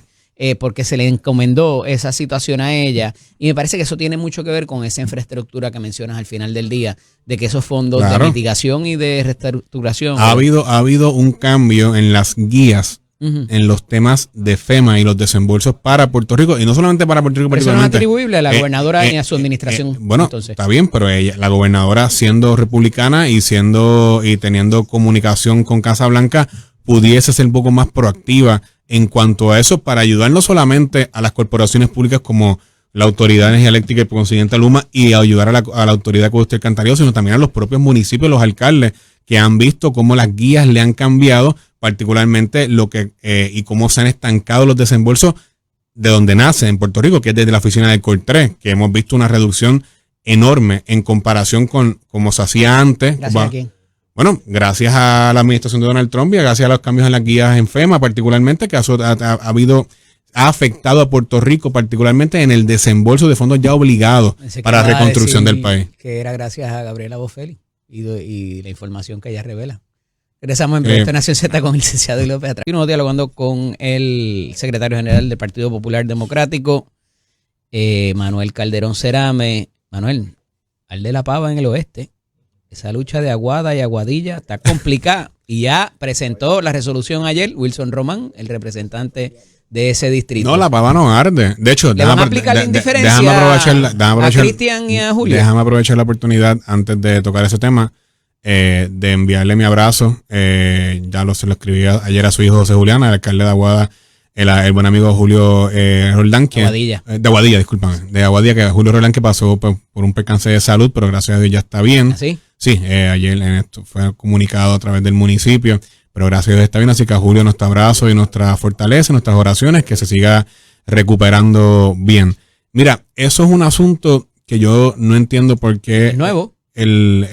¿Cuál? Lo de bueno, sí, lo de representantes que radicaron ese proyecto. Ahí hay petróleo, gas natural, pues, oro. No sé, pero me parece que este proyecto lo que busca, por lo que leí, es que las propiedades del Departamento de Recreación y Deportes que sean del municipio de Aguada, que sean de Recreación y Deportes, se le traspasan al municipio de Aguadilla. ¿Verdad? Desde ese punto, pero no hay un cambio de titularidad ni de cambio de espacio territorial en cuanto a un municipio o el otro. Eso habrá que ver cuál es el curso que tiene la Cámara de Representantes, ver qué dicen los representantes del PNP de la zona y ver si ese proyecto prosperaría en el Senado. Así que habría que... El cuadrenio pasado pasó con Calle y Guayama, en el Bosque Caribe. Pasó algo parecido. Yo creo que esto se le tiene que dar el curso legislativo. Y el señor ¡wow! Votó a favor, sí, parece que sin darse mucha cuenta, y lo llamaron a capítulo en pero te puedo decir lo siguiente, o sea, en que hay un problema, o que haya una directriz del Partido Popular Democrático, no, es un legislador que radicó ese proyecto y pues habrá que darle el curso. Y yo lo que exhorto es que se le dé vista pública y que se convoque a los dos alcaldes. Manuel, pero es que ya está creando problemas y te crea un problema político porque los desahuciaron del consorcio inclusive.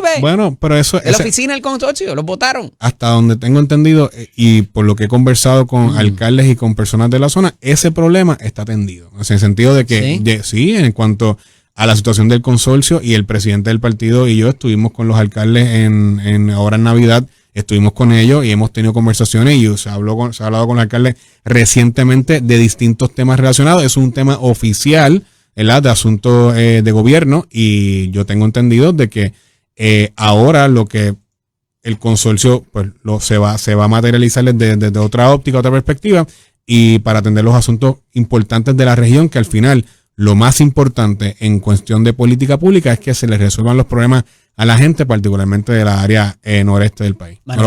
Julio es un alcalde fuerte. Claro. Y Cristian no es cualquier alcalde, porque era el colaborador más cercano, yo me sospecho, de Jesús Manuel Ortiz, y ahora de Pablo José. Es el ingeniero arquitecto de la refundación. Bueno, el ingeniero arquitecto del reglamento de la refundación. Y mi amigo personal, y voy a estar el jueves con él en una actividad que tiene de reunión del Comité Municipal en Aguada, como parte de los esfuerzos de la reorganización y otros temas que va a estar tocando él allí. Pero un tema político yo no he visto y no creo que vaya a ocurrir, ni al alcalde de Aguada atacando al alcalde de Aguadilla, ni al alcalde de Aguadilla atacando al alcalde de Aguada. Es un asunto legislativo que radicó un legislador en su completo derecho. Está bien, pero en este cuatrenio no está ocurriendo, Eddie. Y lo que te estoy diciendo es que no ha habido una controversia ni entre el alcalde de Aguada con el de Aguadilla, ni el de Aguadilla con el de Aguada. Es un asunto legislativo que radicó un legislador y que se le dará vista pública y se atenderá. Y al final, mi exhortación es un tema que crea tanta división o crea tanta conmoción en Aguada y en Aguadilla, es que se le dé el proceso y el trámite legislativo correspondiente para que cada legislador tenga toda la información en el momento de ejercer su voto. Pero un tema político que afecta al Partido Popular en lo más mínimo. Es un tema legislativo y un tema que un legislador tiene todo derecho de erradicar. Una sorpresa. ¿Qué sorpresa? Ahorita vamos a hablar con Pablo José Hernández Rivera. Muy bien. Nosotros muy bien. a las 7:30.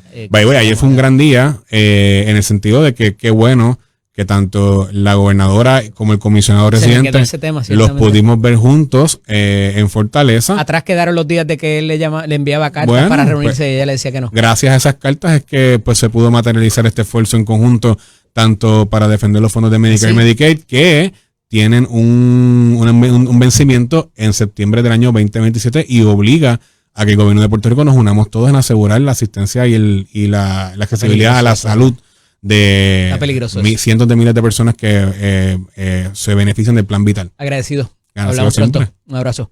Esto es Nación Z con el licenciado Eddie López. Como todos los martes aquí con nosotros, el portavoz de Asuntos Públicos, secretario de Asuntos Públicos y portavoz de la Fortaleza, el licenciado Jan Peña Payano. Buenos días, bienvenido. Buen día, Eddie, buen día, Chero, y a toda la audiencia de tu programa que es Nación Z. Una buena semana. Una buena semana, siempre. A diferencia, ¿verdad? Con la única de eso de la barcaza, vi la gobernadora allí tempranito. Un accidente, de verdad. ¿Qué hacía la gobernadora y el primer caballero allí? La gobernadora le gusta, ¿verdad?, estar activa en ese tipo de eventos y pues obviamente fue directamente con los debidos protocolos de seguridad, ver la barcaza y ver cómo estaba, ¿verdad? Por inclemencia del tiempo, la barcaza iba a estar saliendo de Puerto Rico remolcada. Al parecer fue saliendo, entonces se parte la soga y viene la dinámica, pues que por el fuerte oleaje que hay, pues encalla en lo que la gente conoce como el caminito del Paseo de la Princesa, y ahí están, pero ya las autoridades, tanto el US Coast Guard. Bonito es el Paseo de los Gatos. No, porque oye, la gente camina por ahí, se toman buenas fotos. Todo el mundo sabe que se refiere de eso del camino del Paseo de la Princesa. Sí, para allá abajo, cerca de turismo. Pero allí es el Paseo de los Gatos, ¿no? Pero sí, ya el Coast Guard estuvo ahí, el DRNA estuvo presente también, al igual que el Departamento de Seguridad Pública, y nada, tomaron las debidas precauciones. No hay oil spill, ¿verdad? Entendemos que no hay, pero de todos modos siempre se toman, ¿verdad? Se está evaluando preventivamente porque el tanque venía vacío, ¿no? La barcaza. ¿Qué hace falta para poderlo sacar? ¿Que suba primero mejorar las condiciones, se tienen que mejorarse un poco las condiciones del clima para poder moverla con los remolqueros que ya están por la zona para poder sacarlo inmediatamente. De la información que dieron preliminarmente, se hablaba de un cable roto del remolcador. Sí, fue básicamente, por decirlo así, la soga que estaba remolcando. No tiene que ver con el asunto que se había... Digo, eso era para lo del gas natural, pero de que los remolcadores no tienen la capacidad necesaria para... No tiene que ver. Esto es una barcaza que estaban remolcando. No tiene que ver nada con ese tema de gas natural, ni con la capacidad que tienen ni los pilotos ni los remolcadores. Decía más temprano que cuando escuché el titular de la noticia, dije, mano, que esto no tenga que ver con lo del calado. Sí, te escuché esto. Porque la semana pasada los pilotos, que son quienes manejan los remolcadores, habían accedido al tribunal para propósitos de que se cumpliera con el reglamento de la Comisión de Practicaje y de la Autoridad de Puertos en cuanto a la medición y subsanación del calado también, porque cada cierto tiempo tú tienes que hacer el dragado y para eso hay dinero federal y todo lo demás. Y luego de hacer mis averiguaciones, el mandamus, conforme un recurso extraordinario, es para cumplir con la ley habilitadora, pero no te obliga a cumplir con los reglamentos. Y creo que estaban en proceso de proceder de conformidad, porque la oposición a eso iba a ser, yo tengo que cumplir con la ley administrativa. Si me lo vas a pedir por mandamus, es para No hay la ley obligación, habilitadora, no. no hay obligación porque no se considera lo contenido en un reglamento como deber ministerial. Claro, tiene que estar en la ley. Me quedé Nada, es bruto. un asunto que está pendiente en tribunales, pero repito, no tiene nada que ver lo de la barcaza con ni lo del tema de gas natural, ni con otras controversias. Ni con el Ni calado y con la el seguridad calado, de la no. bahía. Fue un accidente como pasa, ¿verdad? No a diario, pero sí es una dinámica que se combina en las inclemencias del tiempo con el proceso que estaban de remolcarlo, ¿no? A la barcaza, se parte en la soga y pues la soga o el cable ¿Es que está segura la conectando. bahía de San Juan? Sí, no, de hecho, no encalla en la boca de la bahía. Ya anoche mismo salió un crucero la tarde de ayer, así que nada tiene que ver con, no va a afectar ni la entrada ni la salida de embarcaciones en Puerto Rico. Y en segundo lugar, no tiene nada que ver tampoco con el flujo ordinario de, ¿verdad?, del comercio, sobre todo en esa zona de la bahía de San Juan. No trancó la bahía. No trancó la bahía, como acabo de repetir, ayer salió un crucero, van a continuar entrando barcos Pero y ahora demás. en vez de entrar y salir, o sea, que habían 2 vías, ahora es una sola No, pasarela. están entrando y saliendo ambos porque se encalla cerca, ya pegada a la bahía, al paseo de la rompeola. princesa, al rompeola, así que no pueden entrar y salir. Obviamente, cuando vayan a remolcarlo, tendrán que establecer naturalmente la ruta para poder sacarlo con los remolcadores del Coast Guard y todo el equipo. Te decía la semana pasada, o fue la semana antipasada, que ya yo no estaba creyendo en las casualidades. Y por un detalle particular de una mujer en la función pública que está ejerciendo su rol y su desempeño, no la conozco, nunca la he tenido de frente, pero no me gustan los abusos y mucho menos cargarse a una institución de gobierno por intentar hacer daño político. No solo a ningún partido se lo aguanto. Y es lo que está pasando con la Secretaría de la Vivienda. Otro ataque adicional, algo personal esta vez, de cosas que no tienen que ver con su función pública, para atacarle y atacar a la administración. Mira, hemos estado... Ya no es casualidad ya. No, estamos, ¿verdad? Y le hablo al pana ahora. Estamos viendo la dinámica que ha estado pasando y que se publicó los días recientes respecto a la Secretaría de la Vivienda. Nosotros, y como mencioné ayer en otro ¿Seari foro... Pérez Peña o Peña Pérez? Seari Pérez Peña, sí. No es familiar. No es Tuyo, familiar, no, pero es muy buena y le tengo mucha aprecio a la secretaria. Está haciendo un excelente trabajo y aquí siempre lo hemos distinguido. Es un asunto, en primer lugar, previo a ella ser secretaria de la Vivienda. Y es un asunto que, Los como negocios de mencioné, su familia, claro, como mencioné ayer, y qué bueno que lo distingue Eddie, como mencioné ayer en otro foro, y así lo voy a hacer aquí también, por el aprecio que te tengo y porque es un foro que yo sé que temprano en la mañana el pueblo escucha. Es un ataque, es una circunstancia que la propia secretaria y su equipo van a estar contestando porque ya esto trasciende a un asunto de índole legal con las consecuencias que tiene hacer ese tipo de dinámicas, ¿no? Y yo creo que al igual que la historia tiene siempre 2 lados de la moneda, ¿no? De la cara. Así que la propia secretaria en su momento hará las expresiones al respecto.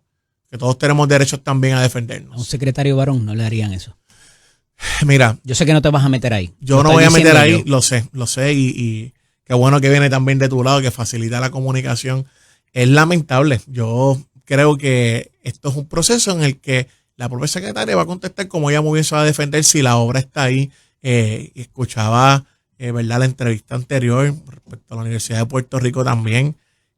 Creo que pues son ataques que cuando vemos... Ahí te tengo que decir que tengo sesgo porque colaboramos juntos en el mismo foro, la conozco personalmente, sé que es una mujer que trabaja muchas horas. No, ahí sí te puedo decir, a Ciari no la conozco, no, ¿verdad? claro, Fuera y a los de- hechos, mira, aquí en el 2013 se aprobó una ley por parte del gobernador Alejandro García Padilla, estos son hechos. Y la aprobación de esa ley se elimina lo que era la Junta de Síndicos para crear la Junta de Gobierno.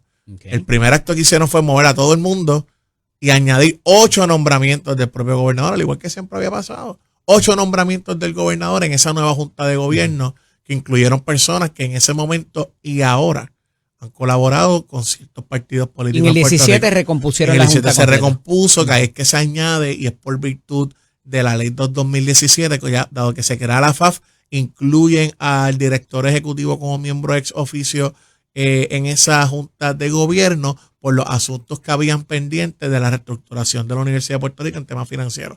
Ahora bien, las presidentas de la Universidad de Puerto Rico ha impulsado, ¿verdad?, la ley que se firmó, la ley 113-2025, que fue iniciativa del presidente del Senado, aumentó a casi 3,000 estudiantes nuevos de la matrícula temprana.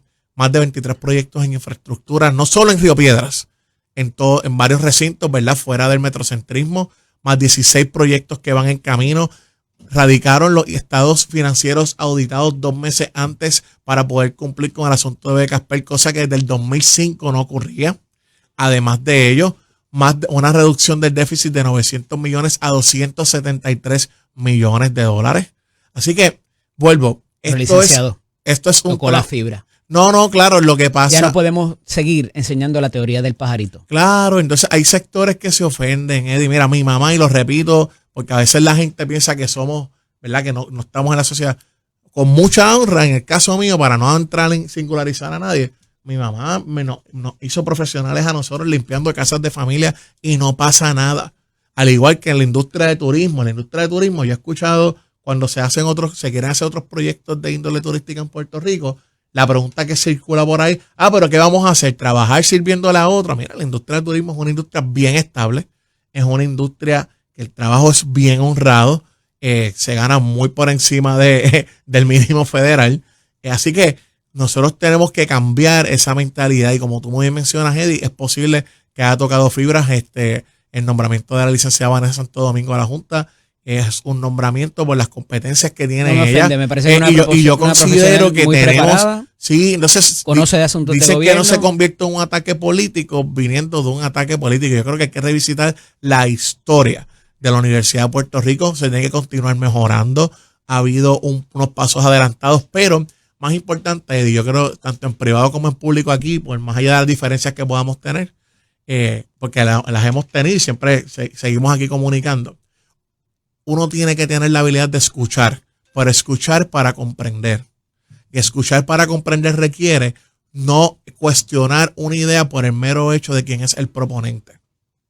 Yo creo que eso es lo justo. No estoy pidiendo, si al final de cuentas, después que se evalúa, igual no están de acuerdo, no pasa nada, pero cuestionar desproporcionalmente por el mero hecho de quién la propone, creo que nos desvirtúa un poco de lo que la gente ya está cansada en los servidores públicos y en los oficiales electos. Así que esa será la reflexión en materia del asunto de la universidad.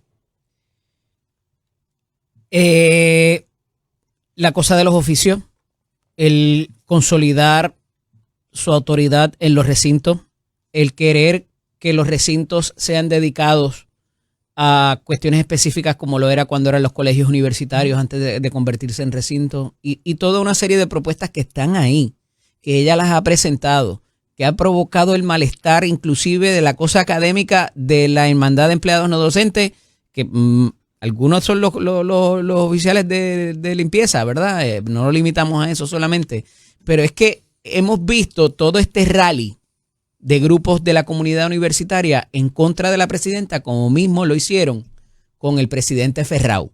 Y yo hice un llamado la semana pasada, antes de ese nombramiento, a que la gobernadora, como hizo el gobernador Ricardo Rosselló, recompusiera esa junta, porque estuvo a dos votos de que se la limpiaran. Sí, mira, y hay que distinguir algo. Por querer proponer cosas distintas para la universidad. La Junta de Gobierno, y esto es para propósitos de la discusión pública, es quien, ¿verdad?, avala, por decirlo de cierta manera, o elija que el presidente y quien puede destituirlo. La expresión que hubo hace una semana, 2 semanas, de la otra junta, es un consejo, opera como un consejo asesor, no tiene la facultad de destituir al presidente, eso es cuestión de la ley, ¿no? Así que ellos hicieron sus expresiones, se ha buscado el diálogo, incluso las vistas públicas y las reuniones están en las páginas de YouTube, así que el que las quiere escuchar y la actitud de ese tipo de discusión que se da ahí adentro, eso está en vivo. ¿Cuánto de esta ofensiva contra la presidenta tiene que ver la remoción de algunos de los rectores? Pues mira, en primer lugar, cuando uno toma ese tipo de decisiones, tiene que ver que sean personas que también respondan a la visión pero que esa gente que ya ha destituido son los que están cargando esta oposición. Mira, no sé qué no sé si es eso, o porque yo sé que ya había unas conversaciones, había unas expresiones del liderato de la Universidad de los Jóvenes que tienen su derecho. O sea, aquí no estamos buscando nunca silenciarlo, tienen ese derecho. Yo lo que invito nuevamente Eddie, es a escuchar para comprender a todo el mundo, más allá de quién es el que propone la idea. Y si en ese camino pueden llegar a unos puntos de cohesión y consenso por el bien de la universidad, que debemos mejorar su competitividad a nivel mundial, que debemos mejorar su calidad, ¿verdad?, académica, su calidad de infraestructura, como está haciendo la presidenta Sayira Jordán, pero más que todo, que sea una universidad realmente de acceso a sus orígenes para la gente a donde la universidad quería llegar en una época y que por algún periodo de tiempo se perdió un poco en el camino, quienes realmente tenían acceso a la universidad. Latinoamericanos y de otros países del mundo, inclusive, que vienen todavía. La escuela de farmacia acaba de tener el nivel más alto de la reválida nacional. Así es. Y estamos orgullosos. O sea, la podrán criticar por su desempeño y sus movimientos administrativos. Eso es perfectamente válido. A alguien no le va a gustar cuando se toma ese tipo de decisiones en gobierno o en la administración, hasta de las corporaciones. Hasta el sector privado pasa. Mueven un empleado, un administrador. Lo que no me la pueden criticar. Sí. Es porque no haya presentado propuestas para reformar el sistema. Y ha ido de frente, de hecho, fue a porque lo de los oficios y lo de traer carreras cortas y cambiar inclusive de semestres a trimestres, las propuestas. Te voy a dar un ejemplo. Mira, cuando hice mi maestría, pues, yo tenía libre la dinámica de que yo estaba trabajando en Capitolio, pero yo quería continuar mi formación. Intenté ir a la Universidad de Puerto Rico, no se dio la dinámica de que me admitieran. Cuando fui a Hopkins, era una maestría híbrida. Mira qué interesante. Hay muchas modalidades y universidades en Estados Unidos que te permiten una modalidad híbrida de tu hacer tu escuela graduada, que es, estás en el semestre en la, ¿verdad? En modalidad online, debo decir, disculpen, sí. Es tempranito. Sí. Modalidad en línea y los veranos tú vas presencial. ¿Por qué la universidad no puede trabajar esos modelos? ¿Sabes? Harvard, Yale, Princeton, Johns Hopkins, you name it, Cornell, tienen su modalidad de sistemas en el que tú traes mayor ingreso. Internacionalizas en la universidad.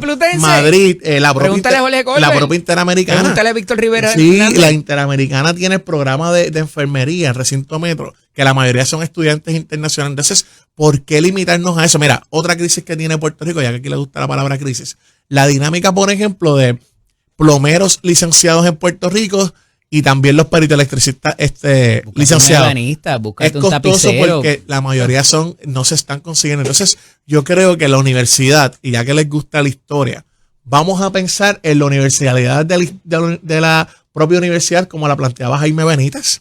Vamos a hablar de Jaime Benítez, presidente de la Comisión de Carta de Derechos de la Convención Constituyente. Fue Jaime Benítez quien buscaba, designado por don Luis Muñoz Marín, quien buscaba la internacionalización de la universidad.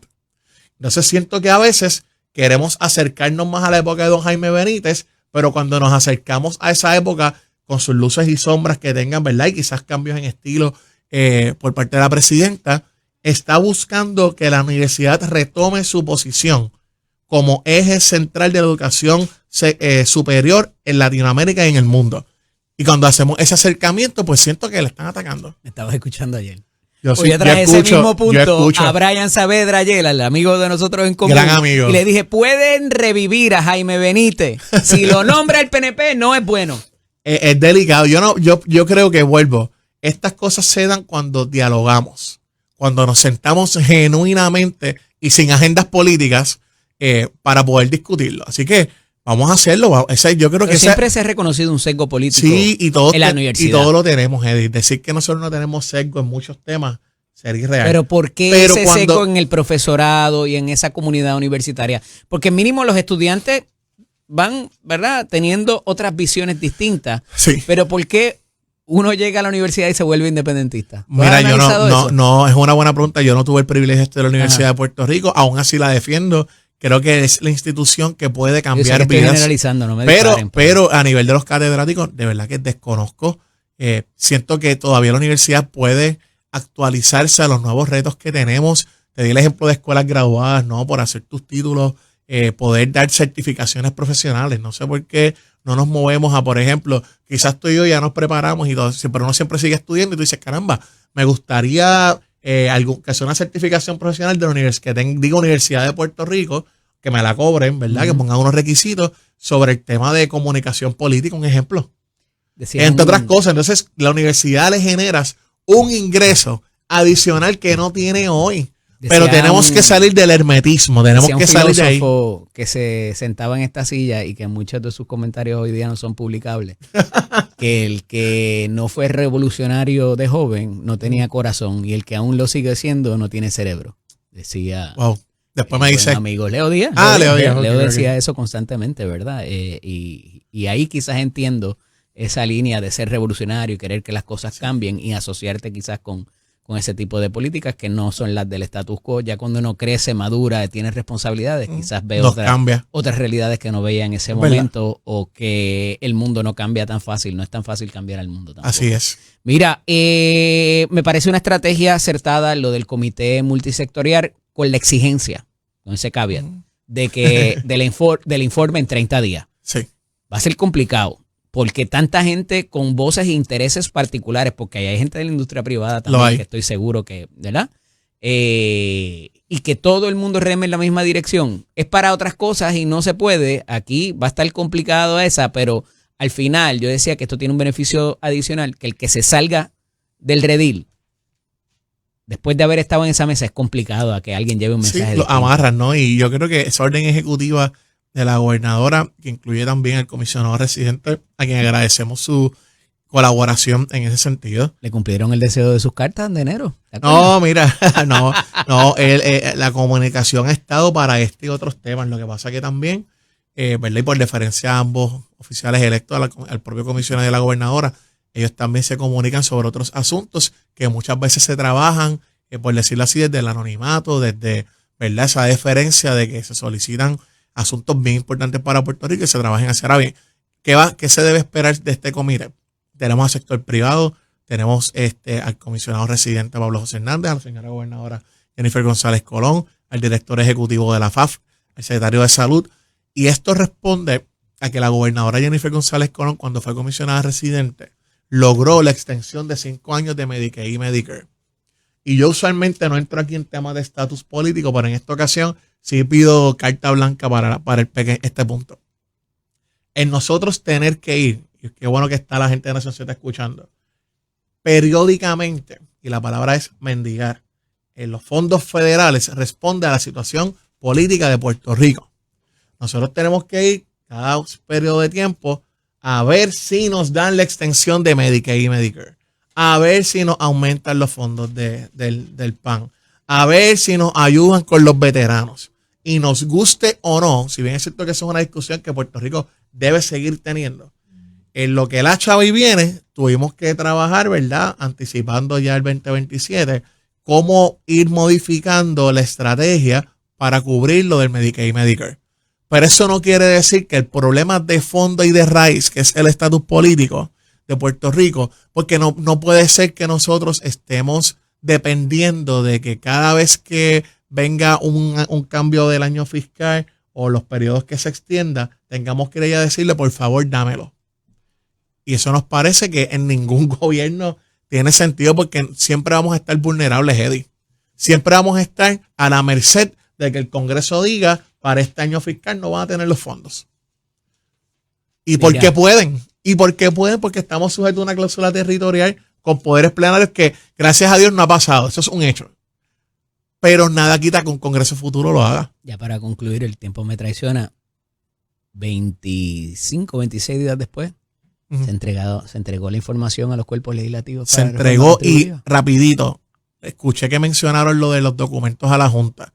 Esas conversaciones se dio una reunión la semana pasada, pero es preciso aclarar que una vez se aprueba la ley, entra un periodo, un término de evaluación del equipo fiscal para someterla a 204. Son 7 días. Son 7 días más el periodo que tiene la Junta para someterla. Así que estamos en el término para someter esa información. Trabajaste con Así es, 2 años, gracias a Dios. ¿Todavía la Junta pudiera detener la implementación del alivio contributivo? Ellos pudieran hacerlo ahora o en el futuro cuando ellos quieran, pero nosotros no vamos a permitirlo. Alivio. Claro, porque eso es un poder que tiene la Junta, por eso no queremos en ella. Gracias. A ti. Hablamos la semana que viene. Esto es Nación Z con el licenciado Eddie López. Vamos a establecer contacto ya mismo con el presidente del Partido Popular Democrático y también comisionado residente de todos los puertorriqueños allá en Washington, porque con esto del comité para trabajar el asunto de Medicaid o Medicare, al final, aunque no pase nada, mire, son buenas noticias porque ciertamente preocupa a mucha gente, a nuestros adultos mayores particularmente, que no tiene de otra, porque para calificar mínimamente para este tipo de plan hay que tener un ingreso moderado. Así que me parece una buena iniciativa. Como muy bien trajo ahorita el secretario general, esto va a esos acercamientos iniciales que habría hecho el comisionado residente a través de aquellas cartas, me parece que para el mes de enero, febrero del año pasado, a comienzos del cuatrenio, para reunirse con la gobernadora porque reconocía mínimamente dos iniciativas que eran importantes para el pueblo de Puerto Rico, la transición del PAN al SNAP y el asunto de los fondos y el precipicio fiscal que pudiera crear para Puerto Rico en el 2027. En la línea telefónica, el comisionado residente de Puerto Rico y presidente del Partido Popular Democrático, Pablo José Hernández y Rivera. Buenos días, comisionado, bienvenido. Muy buenos días a ti, buenos días a todos los que nos escuchan. Felicidades nuevamente por el nacimiento del chico, primero que nada. La familia siempre es importante, comisionado. Muchas gracias, estamos bien contentos, durmiendo poco, pero eso, disfrutando cada momento con él. Uno los va a ver por la noche a ver si respiran y se queda uno mirándolos. Saludos a Mónica también. El otro día vi un videito que era el bebé cuando duerme 30 minutos y los padres celebrando. Ajá. Cuando duerme 1 hora y los padres empezando a mirar. Cuando lleva 3 horas y los padres en la cuna haciéndole casi CPR. Y cuando le da el primer catarrito, que eso siempre va a pasar, comisionado, siempre es complicado, pero es parte del juego y de la responsabilidad que uno tiene ya de grande. Comisionado, esta iniciativa decía que se da un poco, me lo decía ahorita Manuel Calderón, que estuvo aquí con nosotros, usted trató de establecer unos lazos al principio de la administración de Jennifer González que fueron un tanto rechazados y hasta ridiculizados en un momento dado, pero finalmente lo llaman, lo convocan a la mesa para propósitos de una situación fiscal muy complicada. Se añaden unas vertientes, unas variables, unos grupos de interés inclusive. Es una estrategia muy arriesgada, muy complicada traer tantas voces para que remen en la misma dirección con lo que hemos experimentado en Puerto Rico. ¿Qué le parece? ¿Se le consultó antes de llamarlo? ¿Cómo se dio toda esa conjunción para propósitos de traerlo a la mesa y hablar acerca de Medicaid, Medicare y todo lo que representa los fondos de salud? Creo que es un paso en la dirección correcta. Reconozco esa preocupación que puede haber en cuanto a todos los actores que se traen a la mesa, porque también hay intereses de cada uno, sí. Y por necesidad se tienen que excluir ciertos intereses, ¿verdad? Porque tampoco, ella lo dijo allí mismo, tampoco puede hacer cada reunión en el centro de convenciones, porque se complica. Mira, para mí lo más importante es que rememos en la misma dirección y que vayamos con el mismo mensaje. Ella destacó, y personas que han estado envueltos en esto antes me han destacado a mí, que un reto que han tenido en estos esfuerzos anteriormente es que la gente lleva distintas estadísticas, distintos mensajes, distintas prioridades, y eso pues les da la excusa a los congresistas de decir, mira, pónganse ustedes de acuerdo y después hablamos. Entonces yo sí creo, y en eso coincidimos plenamente, que tanto la gobernadora como yo tenemos que llevar el mismo mensaje, sobre todo siendo ambos de distintos partidos locales y nacionales, porque eso le va a dar mucha más credibilidad y efectividad al esfuerzo. ¿Y qué debe guiar este mensaje unido? Bueno, pues primero tenemos que tener los mismos datos sobre el impacto que tiene recortar los fondos de Medicaid y el impacto que tendría aumentarlos, y los mismos datos en torno al cumplimiento del gobierno con los requisitos que le impuso el gobierno federal a cambio de darle mayores fondos de Medicaid en el 2022. Comisionado, dentro de toda esta iniciativa, una de las primeras cosas que se recalca es que va a haber un informe en 20 días. 30. En 30 días. Pudieran, dice ella, que hasta estar en 20. Con tantas posiciones quizás, digo, yo no creo que sean tan distintas, pero hay unos intereses particulares, particularmente, valga la redundancia, de actores del sector privado. ¿Cuán real va a ser esto de que pueda haber esa sola voz consolidada en un informe en 30 días? Bueno, para que haya una sola voz tenemos que definir con precisión cuál es la meta principal, y la meta principal es la paridad en los fondos de Medicaid y en los programas de Medicaid. Con ese punto de partida para una negociación, entonces pues uno puede negociar quizás un poquito menos. Nosotros ya hemos decidido que el mínimo aceptable, el peor escenario realista o viable que estaríamos dispuestos a hacer es que se mantengan los fondos como están. Así que tenemos obviamente que pedir mucho más para, si no tenemos el mayor de los éxitos, terminar ahí al menos. No deberíamos terminar con menos. Se contempla una reducción de aproximadamente, en el peor de los casos, de casi una cuarta parte, de un 22%, de 76 a 55. ¿Qué son esos números verdaderamente? ¿Qué es el 3.700 millones? Pónganoslos en contexto para poder entenderlo bien.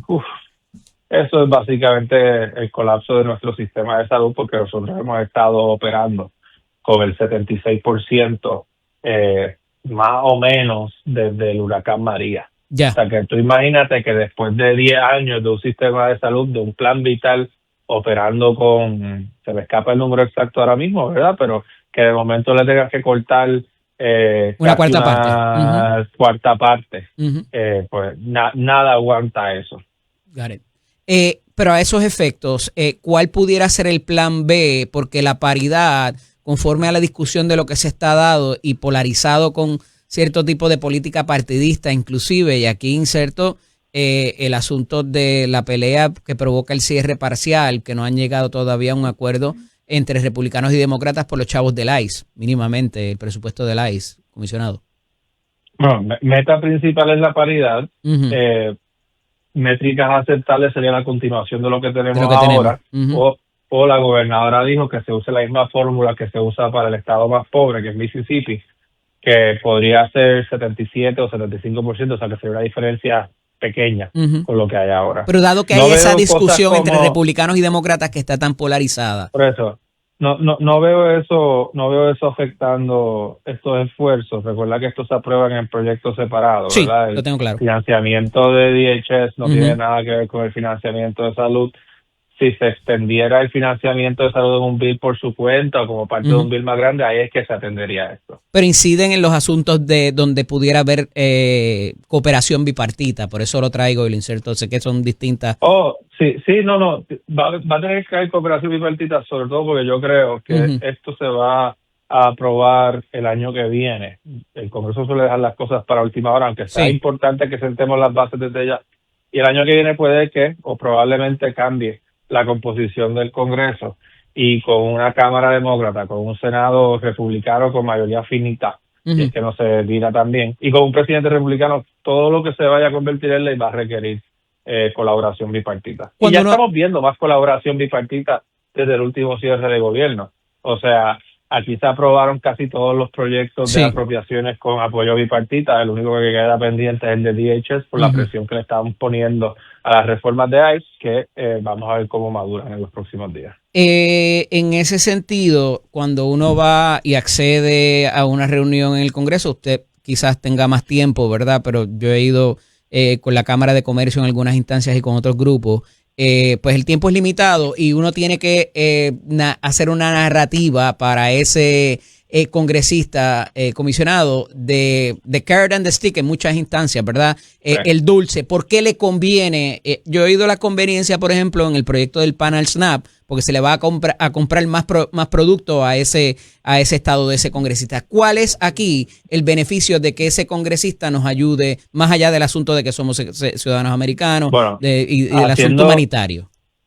Haciendo el caveat que esto se va a definir con precisión por parte del grupo para que llevemos un mismo mensaje, una posibilidad que hemos usado antes es explicar que si ocurriera el colapso de financiamiento de Medicaid en Puerto Rico, esos costos se van a transferir a los estados, porque lo que va a suceder es que muchos puertorriqueños en el plan vital van entonces a emigrar a la Florida para recibir el servicio médico, y entonces van a hacer donde el servicio de salud es más caro, y van a hacer un costo mayor al fisco americano por esa transferencia. Ese ha sido uno de los argumentos que se ha usado antes y que al parecer ha funcionado. Y se ha usado también para propósitos del PAN y el SNAP también.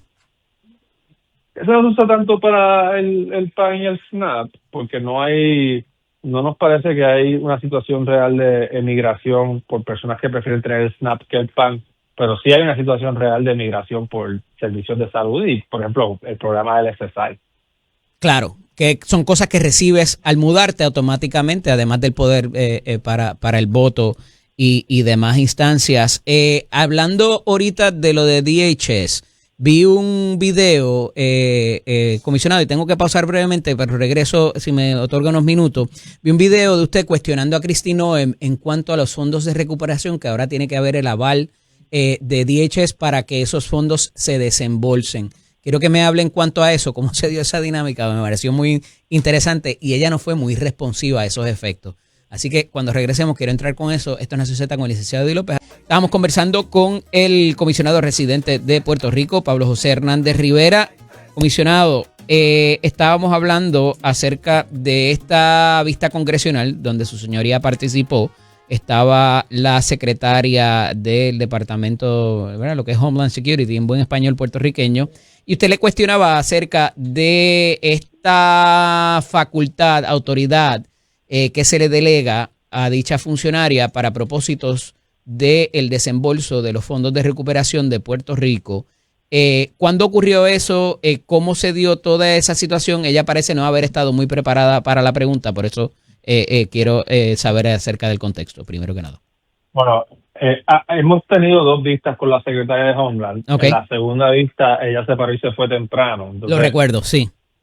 Y creo que estamos mezclando, ¿verdad?, las intervenciones. En la segunda vista, que fue la que ella se paró y se fue temprano, yo tenía la intención de cuestionarle sobre una decisión que ha tomado la agencia de que cada desembolso de más de $100,000 de FEMA tiene que ser aprobado por ella como secretaria. Correcto. Y eso ha añadido una capa burocrática horrible. Pero como me decían los alcaldes medio en broma, en el contexto de FEMA, $100,000 es un lápiz. Claro. Entonces le han paralizado un montón de proyectos en lo que ella pasa a eso de aprobarla. Yo lideré, se me escapa el número, pero era una cantidad alta de congresistas de estados como Texas, California, Nueva York y Luisiana que se han visto afectados por desastres naturales recientemente, pidiéndole primero que aclarara esa directriz porque tampoco la habían enviado con claridad a los municipios y a la gente afectada. Segundo, que la justificara y que la reevaluara. Entonces ella contestó con una carta bien genérica que tenía muchas palabras pero decía muy poco, y la intención era entonces cuestionarle allí en esa vista sobre eso. Algo que está afectando a demócratas y republicanos y algo que yo creo que ha creado una insatisfacción con su función al nivel de que se comenta muchísimo de que Donald Trump está loco por salir de ella. Por el mal manejo de las cosas de ICE, pero también pues por su mal manejo de asuntos como FEMA, que tiene a muchos congresistas de los 2 partidos molestos. ¿Hace cuánto se dio esa conversación entre ustedes en la vista? Bueno, esa vista en la cual ella se paró y se fue, yo creo que fue en diciembre. Ok. Pero la que ella dijo, mira, no tengo la información, tendría que buscarla y solicitarla para ver cómo... No, la vista en la cual yo tuve la oportunidad de interpelarla, eso fue en mayo del año pasado. Ah, ok. ¿Y hubo alguna mejoría luego de esa solicitud de su señoría? Al contrario, la situación ha empeorado al nivel que la insatisfacción con ella es altísima y que yo creo que ya la inmensa mayoría o casi todos los demócratas están solicitando su residenciamiento y su renuncia. Algo que no es típico, ni en el contexto superpartidista de Washington, que impera hoy en día. Eso de pedir el residenciamiento de un jefe de agencia es sumamente inusual. Sí, de ordinario se da por directriz del presidente, que no quiero que vaya a pasar, pero me parece que hay un asunto ahí de adiestramiento y de el hiring, ¿verdad? Las condiciones para reclutamiento del DHS, particularmente en el ICE, que lo estamos viendo.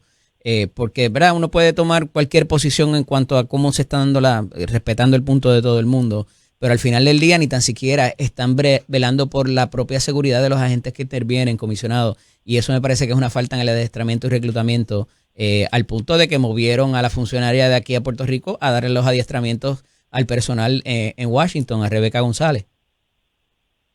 Yo creo que hay espacio bipartidista para mejorar la situación en ICE. Tiene que haber alguna agencia que implemente y ejecute las leyes de inmigración. Eso no puede correr por la libre y a lo loco. Pero no existe la necesidad de que sea una agencia que opere de una manera tan militarista, por así decirlo. Claro. Que sea una agencia donde los ciudadanos se vean amenazados de muerte por ejercer su derecho a la libre expresión. Que sea una agencia... O sea, tú no tienes por qué hacerlo como ellos lo están haciendo. Claro, y si bien, ¿verdad? Uno denuncia el asunto de que se metan en la casa de alguien, a veces equivocadamente, sin una orden, no es menos cierto que también hay un tipo de manifestante que está provocando la confrontación, y lo hemos visto aquí en Puerto Rico, ¿verdad? Para crear esa desasociación, ¿verdad? de esa molestia y esos problemas también, y lo hemos visto en diferentes vertientes. Hay de todo aquí y ha caldeado bastante los ánimos.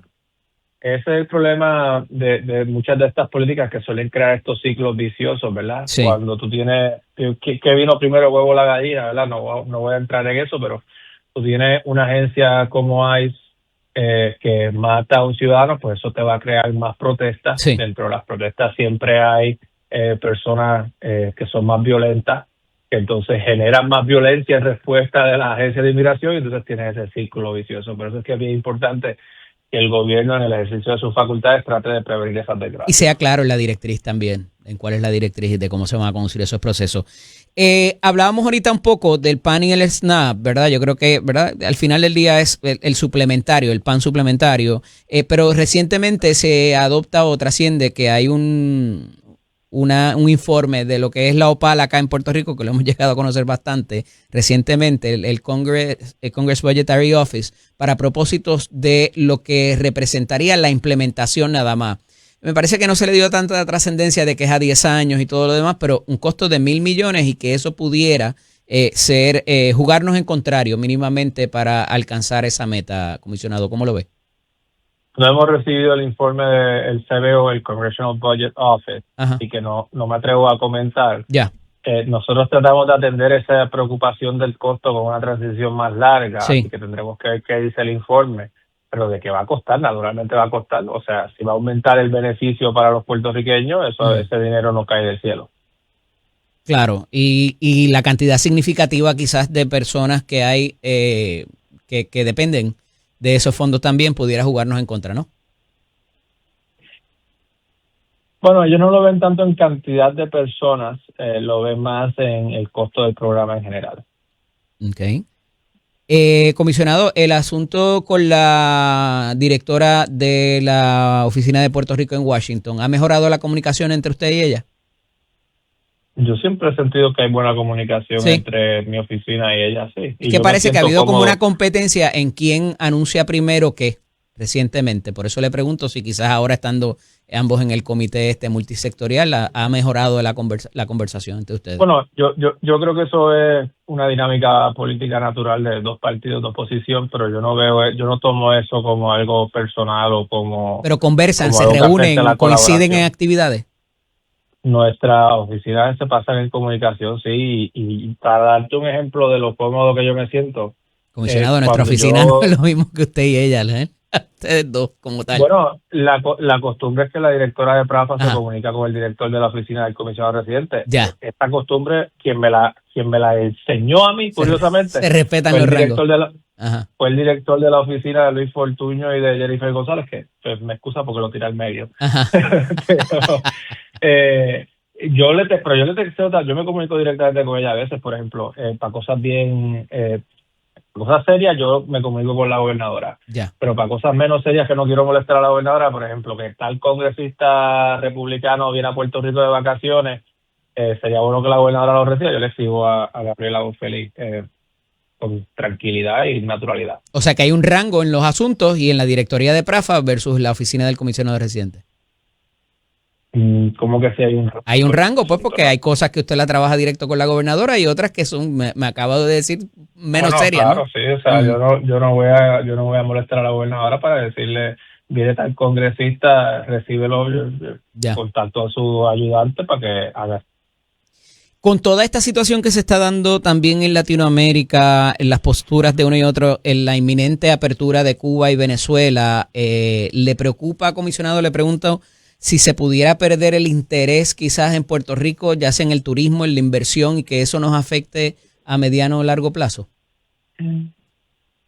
No, porque son mercados diferentes. El mercado de turismo en Puerto Rico puede ser de un nivel económico un poco más elevado, porque naturalmente Puerto Rico es más caro que esos otros países. Sí.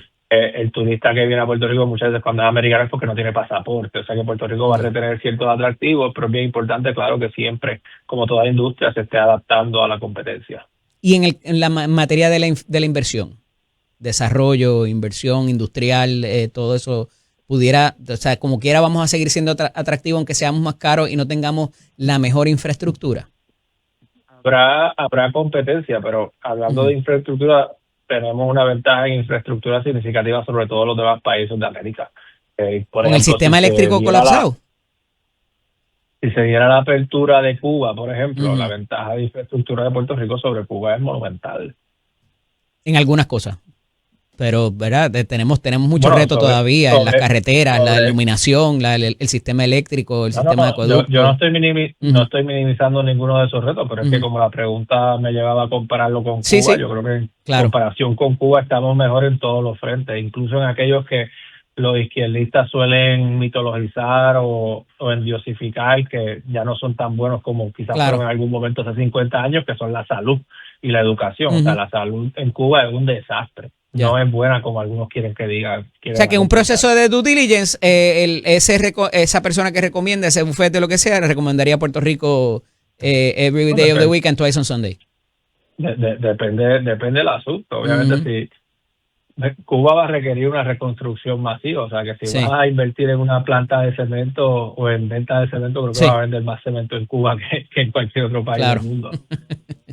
Agradecido de su tiempo y disponibilidad. Continuaremos dialogando, comisionado. Un abrazo. Comisionado residente de Puerto Rico y presidente del Partido Popular Democrático, Pablo José Hernández Rivera. Hemos llegado al fin del programa. Nos escuchamos nuevamente mañana.